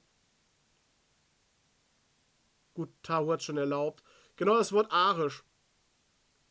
Das Ding ist, viele Leute wissen gar nicht, was das bedeutet. Die meisten Leute denken bei arisch sofort an blaue Augen und blonde Haare.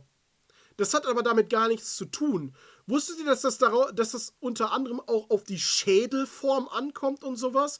Es geht darum, dass es irgendwie eine reine Abstammung von irgendeinem speziellen Stamm ist oder Clan ist und man das anhand der Knochenstruktur und Schädelform und sowas alles festmachen kann.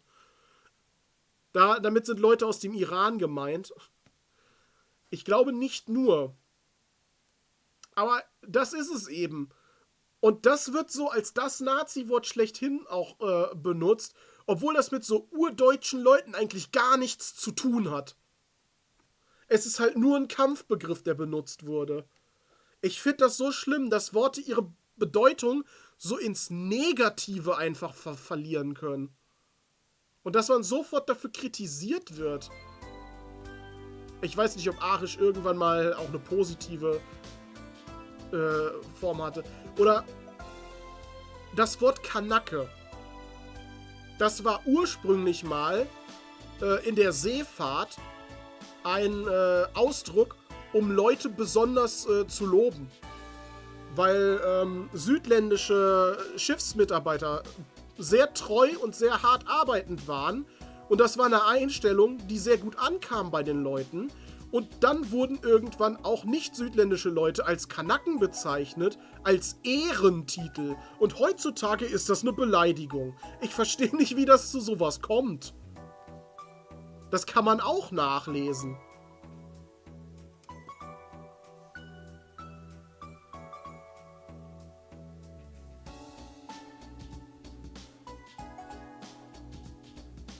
You were dragging your feet so much that I started searching for her myself. So, which house we looking at? Wusstest du auch nicht, ne? Ist interessant. Das ist es. Ich finde halt, dass das immer...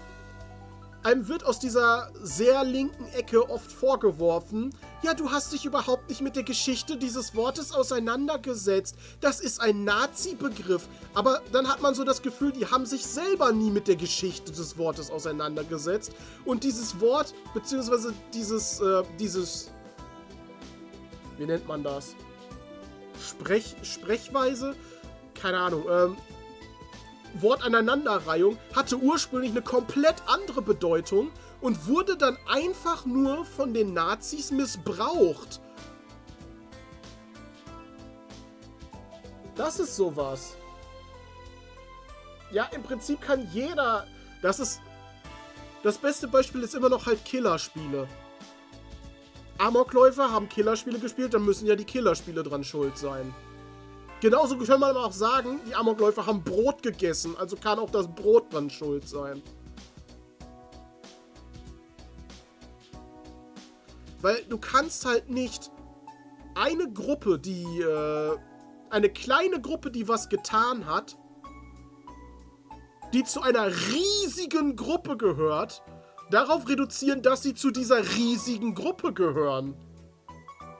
Man könnte auch sagen, die Amokläufer waren alle Menschen. Demnach sind Menschen grundsätzlich Amokläufer. So, den Vergleich kanntest du schon von mir. Aber das ist im Prinzip genau das Gleiche. So, die Nazis haben diesen Begriff benutzt, um XY damit auszusagen. Also ist jeder, der diesen Begriff jetzt benutzt, ein Nazi. Und will genau das damit aussagen. So, keine Ahnung, ich finde das bescheuert, dass man den Leuten immer sofort das Schlechte sehen muss und denen jegliche Scheiße unterstellen muss.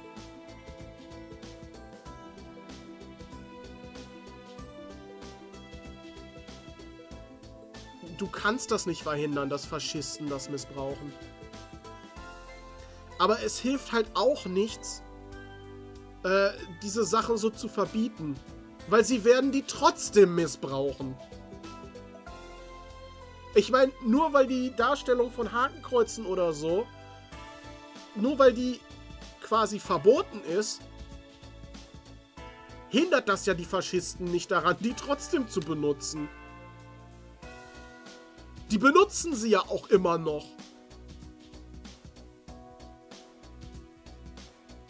Also Kontext mit betrachten und auch wer das sagt, genau. Ich finde, jedem das Seine zu sagen, in einem Kontext von wegen, ja, jeder soll das tun, was ihn glücklich macht, was die ursprüngliche Bedeutung des Wortes ist, beziehungsweise dieser Aussage ist. Ich meine, das war ein Sonnensymbol. Und hatte auch was mit Frieden zu tun, ja.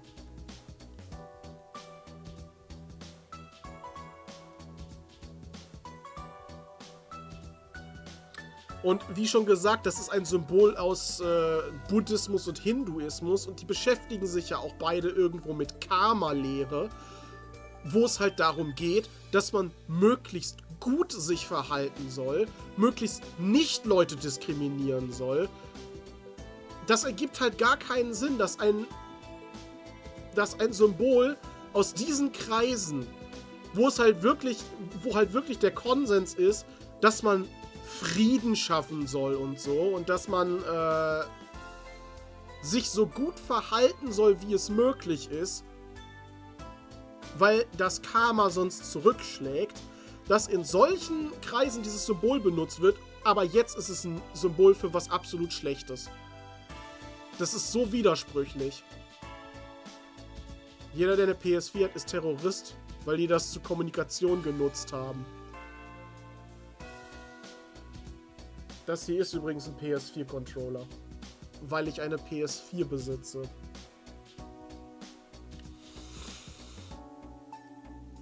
Aber genug abgeschweift. Well, it's this one, but wait, I don't remember saying you could help. Hey, lady, you a dog person or a cat person? Me?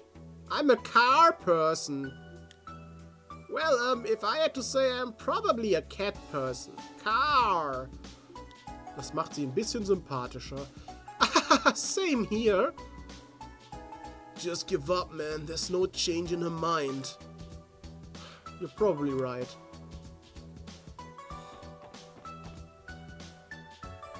Jetzt folgt sie uns tatsächlich. Na, hier sind die coolen Jungs.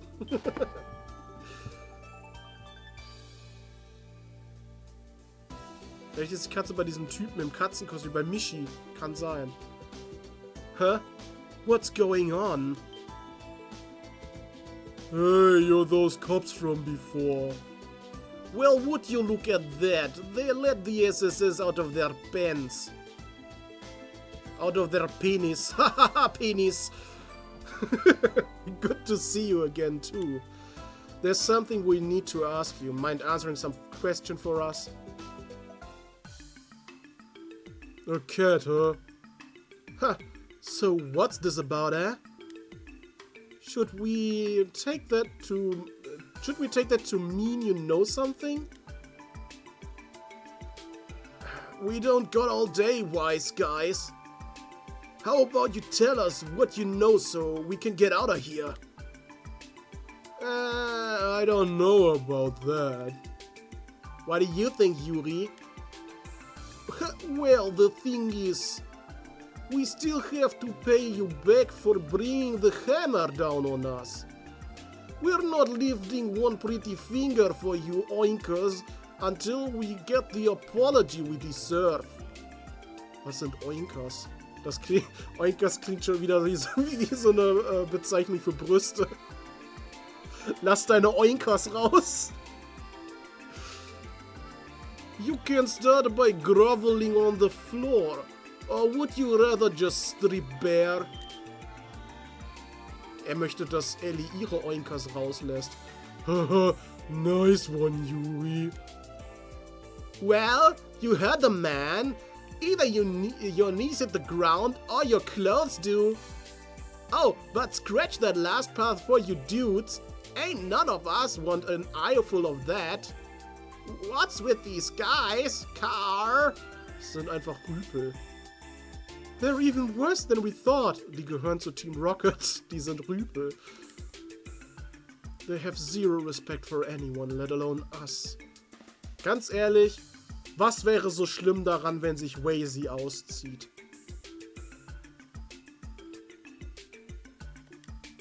Tch, not like we can't just throw down on a bunch of civilians, though. Don't worry, I'll get us out of... Hey, what's the hold up here? I don't get why this is taking you guys so long. Huh?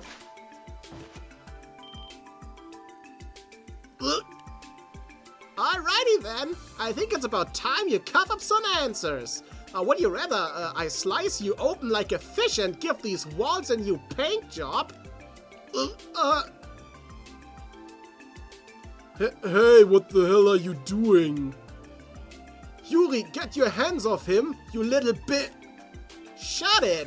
Keep running your mouth and your frenzy is gonna die. What?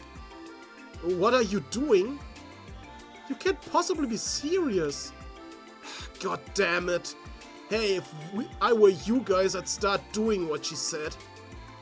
Trust me, this girl's not the bluffing type. Fine, I'll talk.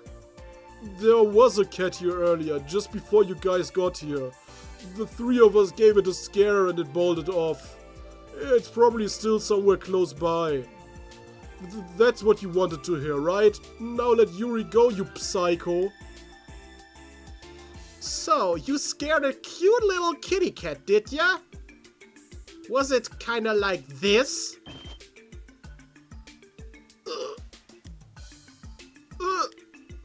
You wanna join them? Glad we understand each other. Alright, down you go.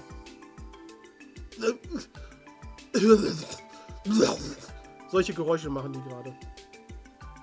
There you have it. Mary should be somewhere around here. Let's hurry up and find her. Right.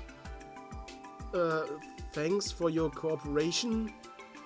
By the way, she doesn't work for the CPD, so don't bother lodging a complaint. She's just one kitten looking after another.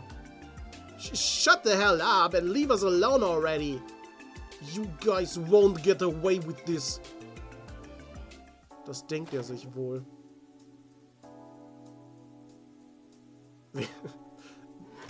Es sieht so unnatürlich aus, wie sie diese Treppenstufe nach unten glitschen. Das sind sicher auch solche, die aus Spaß irgendwelche random Tiere quälen. Was ich auch bis jetzt nur in Anime gesehen habe. Ja, solche Leute sind das. Ich muss bei random einfach Tiere quälen irgendwie immer an Elfenlied denken. Wo ich mir denke, warum machen Leute das? Let's get this show on the road. She's really something. That she is. I doubt those three would forget her anytime soon. She managed to lift up 2 full-grown men with those slender arms. Car! That girl is a commanding officer in the strongest Jäger Corps on the continent. As a matter of fact, her bloodthirst reminds me a little of you, Randy. Don't lump me in with that whack job. Das ist irgendwie so eine Erzählstrategie, um so den Hass der Leser oder Zuschauer auf eine Figur zu garantieren. Ja, irgendwie schon. Hey, what are you slowpokes doing? We're gonna lose her if we don't hurry.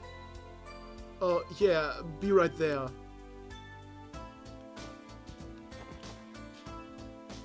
Aber es ist halt nicht so, dass es sowas nicht geben würde, ne?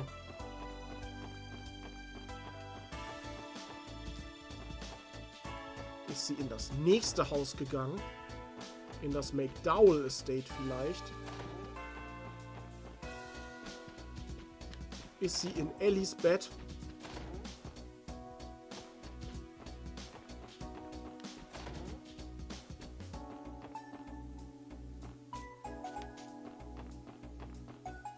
In Elfenlied war das so schon überzogen, ja. Ist sie hier? In der Geofront? Nein.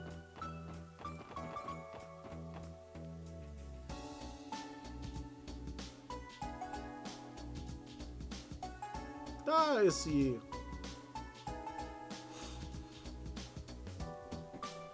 Lloyd, look over there. Yeah, that looks like Mary. We finally found her.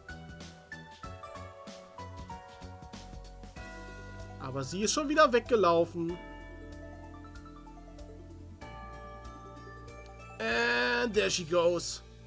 No biggie. Now we just gotta catch her. Yeah, let's hurry. Wird das jetzt wirklich ein Fangspiel? Sie geht zum Theater, ne? Found her. We'll need to be a little more cautious with our approach this time. Right, let's surround her so she can't escape to a different district. Ellie and I will circle around the edge of the administrative district. Noel, Wazy, you guys take the back alley. Roger that! Car? D'accord. Randy, Shirley, you two stay near the entrance of the residential district. Warum ausgerechnet die beiden zusammen? Fine. Haha, a Pinzermanöver, eh?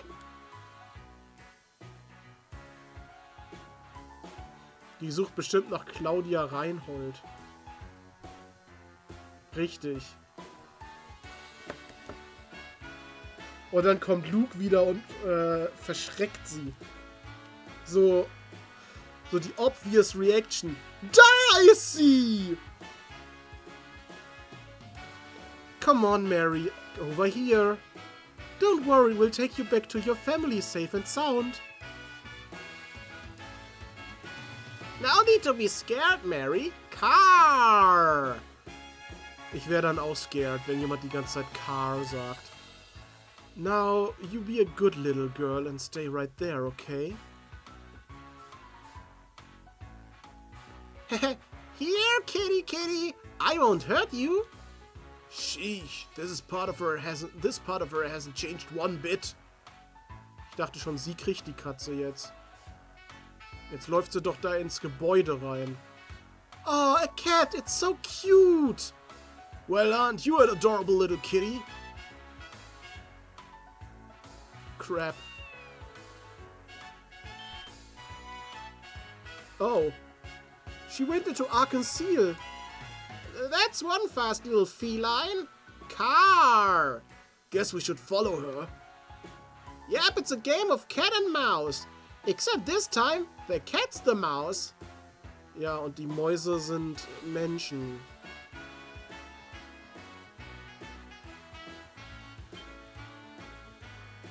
A pleasure to see you again, everyone. The oddest thing happened just now. A kitten bolted in through the doors and sped right past me. Yeah, that might have been our fault. We're sort of in the middle of chasing her down. Would you mind if we searched the theater?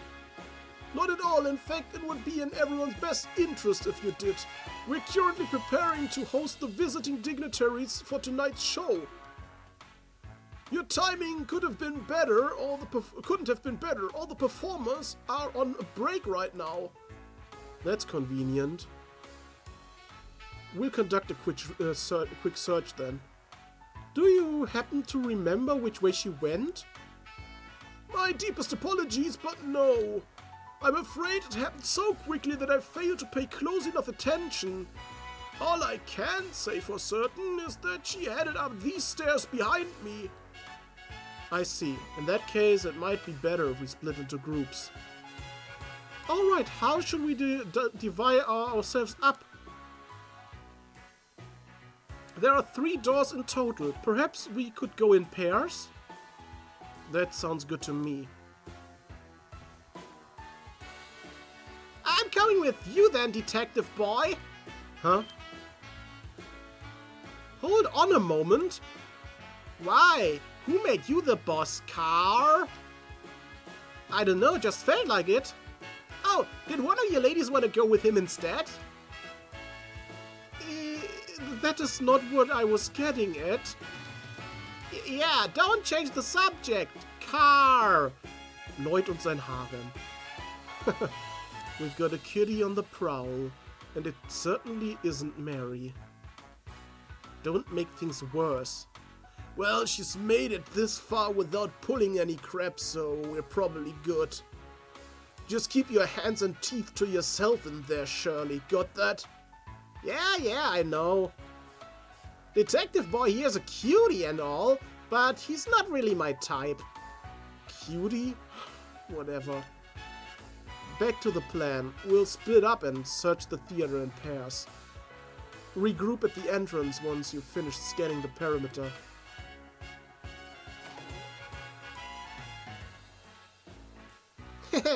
Time to fish us out a kitty cat. Right, let's get on it. Talking to her like this, you'd think she's just your average girl. A bit spunky maybe, but harmless. Back when she threatened to kill those guys though, she was anything but. It's like there are two totally different sides to her, though it's tough to say which came first. Huh? What's up with you? You realize how head over heels you are for me or something? Not even remotely. Now, come on. Let's go search the S-section seats on the second floor. Yes, sir!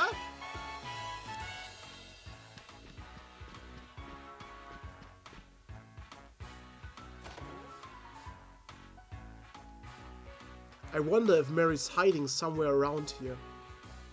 Hier, komm her, Mietz, ja. Oh. Da schwebt sie ja über dem Boden. Aha, that was easy. Alright, leave this to me. Oh, what? Fine, have it your way. Show me what you've got. Come here, Mary. It's okay, girl. Come here. Mietz. Oh, sie kommt wirklich.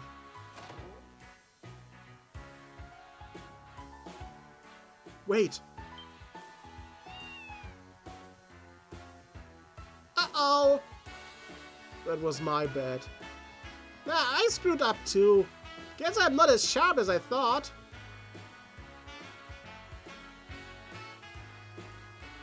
Fancy seeing you here. I'm guessing we came at a bad time. Sorry, you two. I was under the impression you just about had her. Wow, hat funktioniert. Ja. It's okay. It's my fault for letting her get past me. Anyway, we should keep up the chase. Let's each head out the same entrances we came in from, just to be safe. Understood. Come on, we've got a kitty to hunt. Und wenn sie die dann haben, was machen die dann? Die auf den Arm nehmen und dann zerkratzt die total, weil sie sich wehrt, weil sie Angst hat?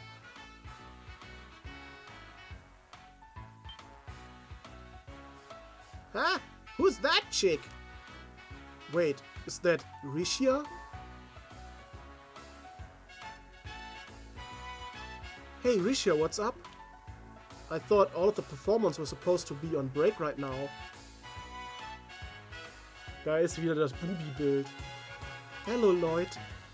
My wardrobe needed to have a few adjustments made to it last night.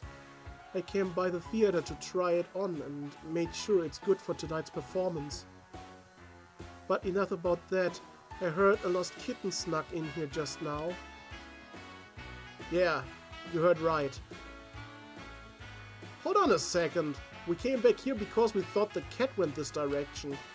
Huh? Really? I don't know about that. We haven't seen her at all. Car! Vielleicht waren wir aber auch nur zu sehr von Richards Brüsten abgelenkt.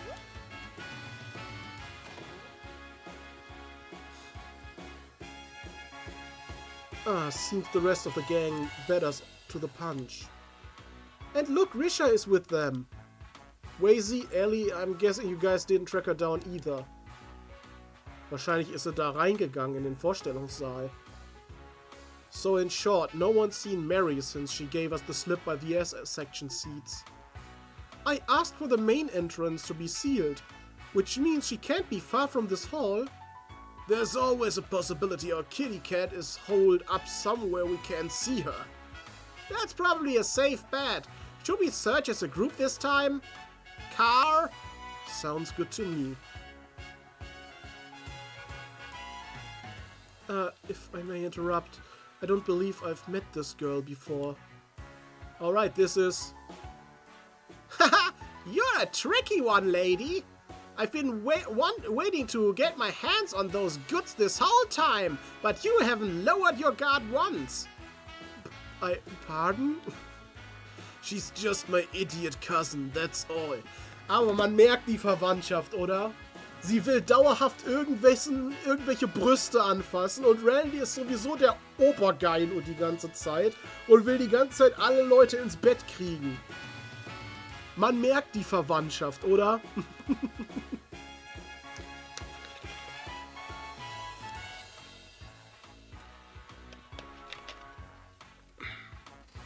Nur, dass sie es teilweise schafft. The less you acknowledge her, the better. Your cousin?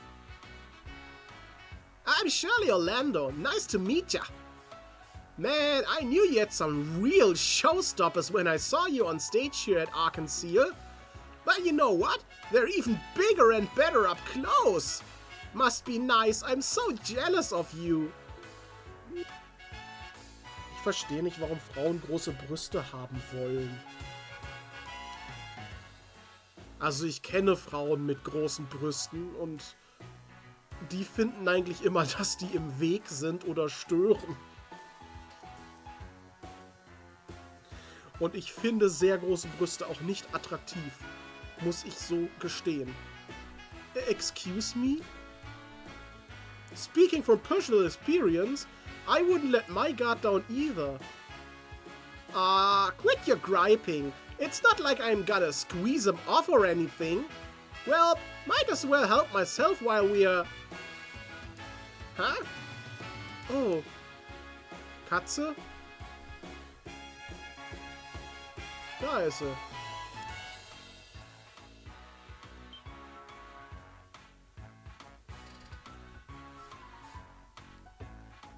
She was hiding there this whole time? I chase her down. Ja, mach das mal. Let me join in on the fun too. What a pain in my ass. Oh dear, what should we do? I'll back those two up. The rest of you wait here. She might try to escape again. Roger that, car! I just hope this wild tabby chase finally comes to an end this time.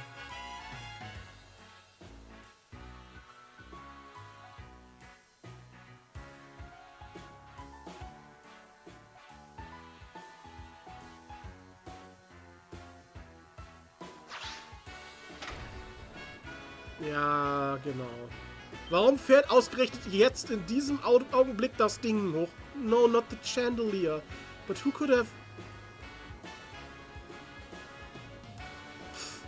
This is nothing.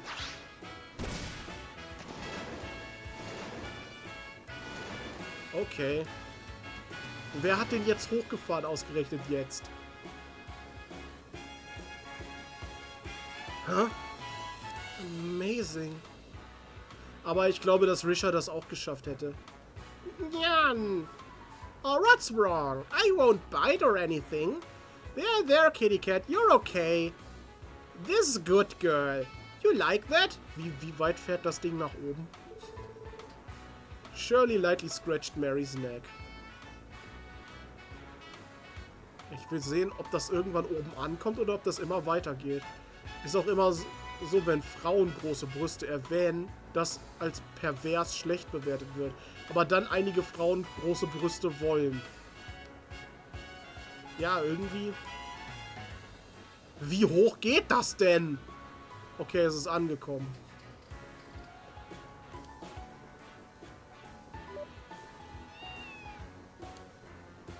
Feels good, huh? How about this then?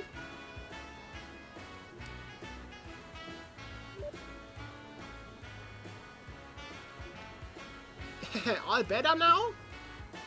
She sure knows her way around a cat. And she's so agile.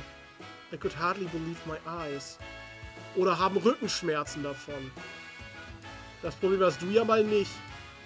Wie schon deine Mom gesagt hat, zum Spielen reichen... Was? Zum Spielen reichen's und Aufessen braucht's ja eh keiner. Okay. Ist einfach ein Schönheitsbild, vermutest du.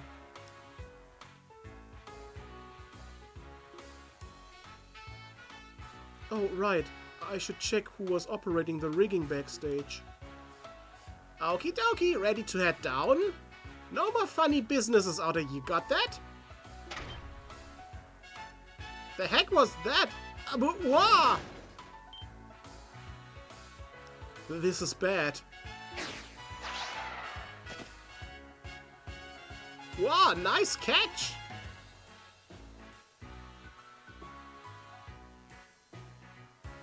Phew, you made it, and just in the nick of time.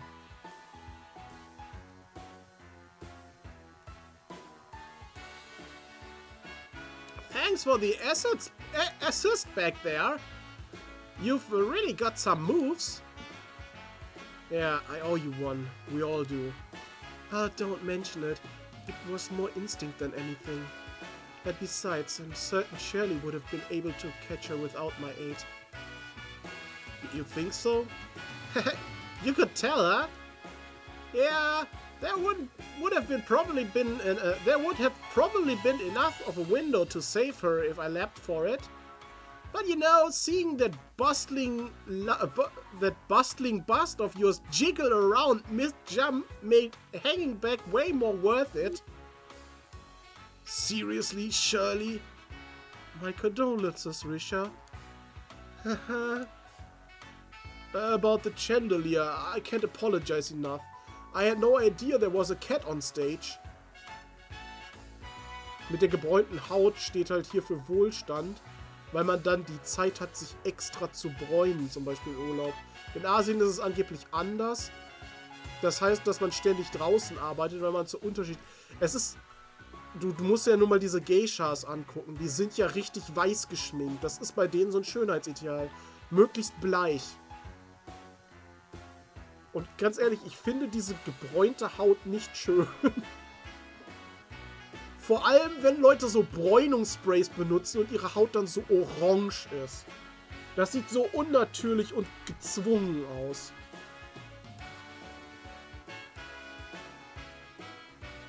Vielleicht ist das ein Spruch, der im Dialekt besser für uns als im Deutschen. Kann sein.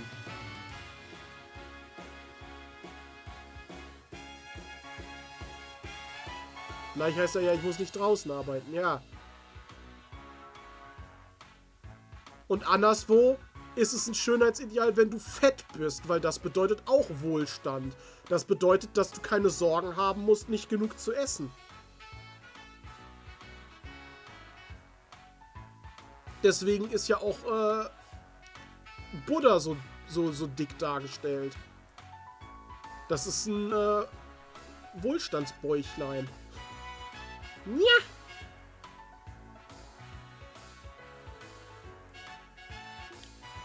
I should have double-checked before I began testing the rigging. What's the big deal? It's not like anyone got hurt. Agreed. No need to beat yourself up over it. Maybe we should start heading back to Bond's apartment now that things are wrapping up here. Car! Alright, he's probably still out there, out on the street searching frantically for Mary. We're talking about you reckless little rascal. At least she's not as frightened as she was a few moments ago. That's just how kittens are, you know? Du weißt noch, in deiner Schulzeit hast du im Bus beim Warten am Schulhaus immer eine gesehen, die fandst du voll hübsch. Und die meinte aber, sich wohl unbedingt richtig übertrieben bräunen zu müssen. Das heißt, danach fandst du sie nicht mehr hübsch, oder wie? Selbstbräuner Karotten findest du auch fürchterlich. Naja, aber manche werden so Präsident, ne?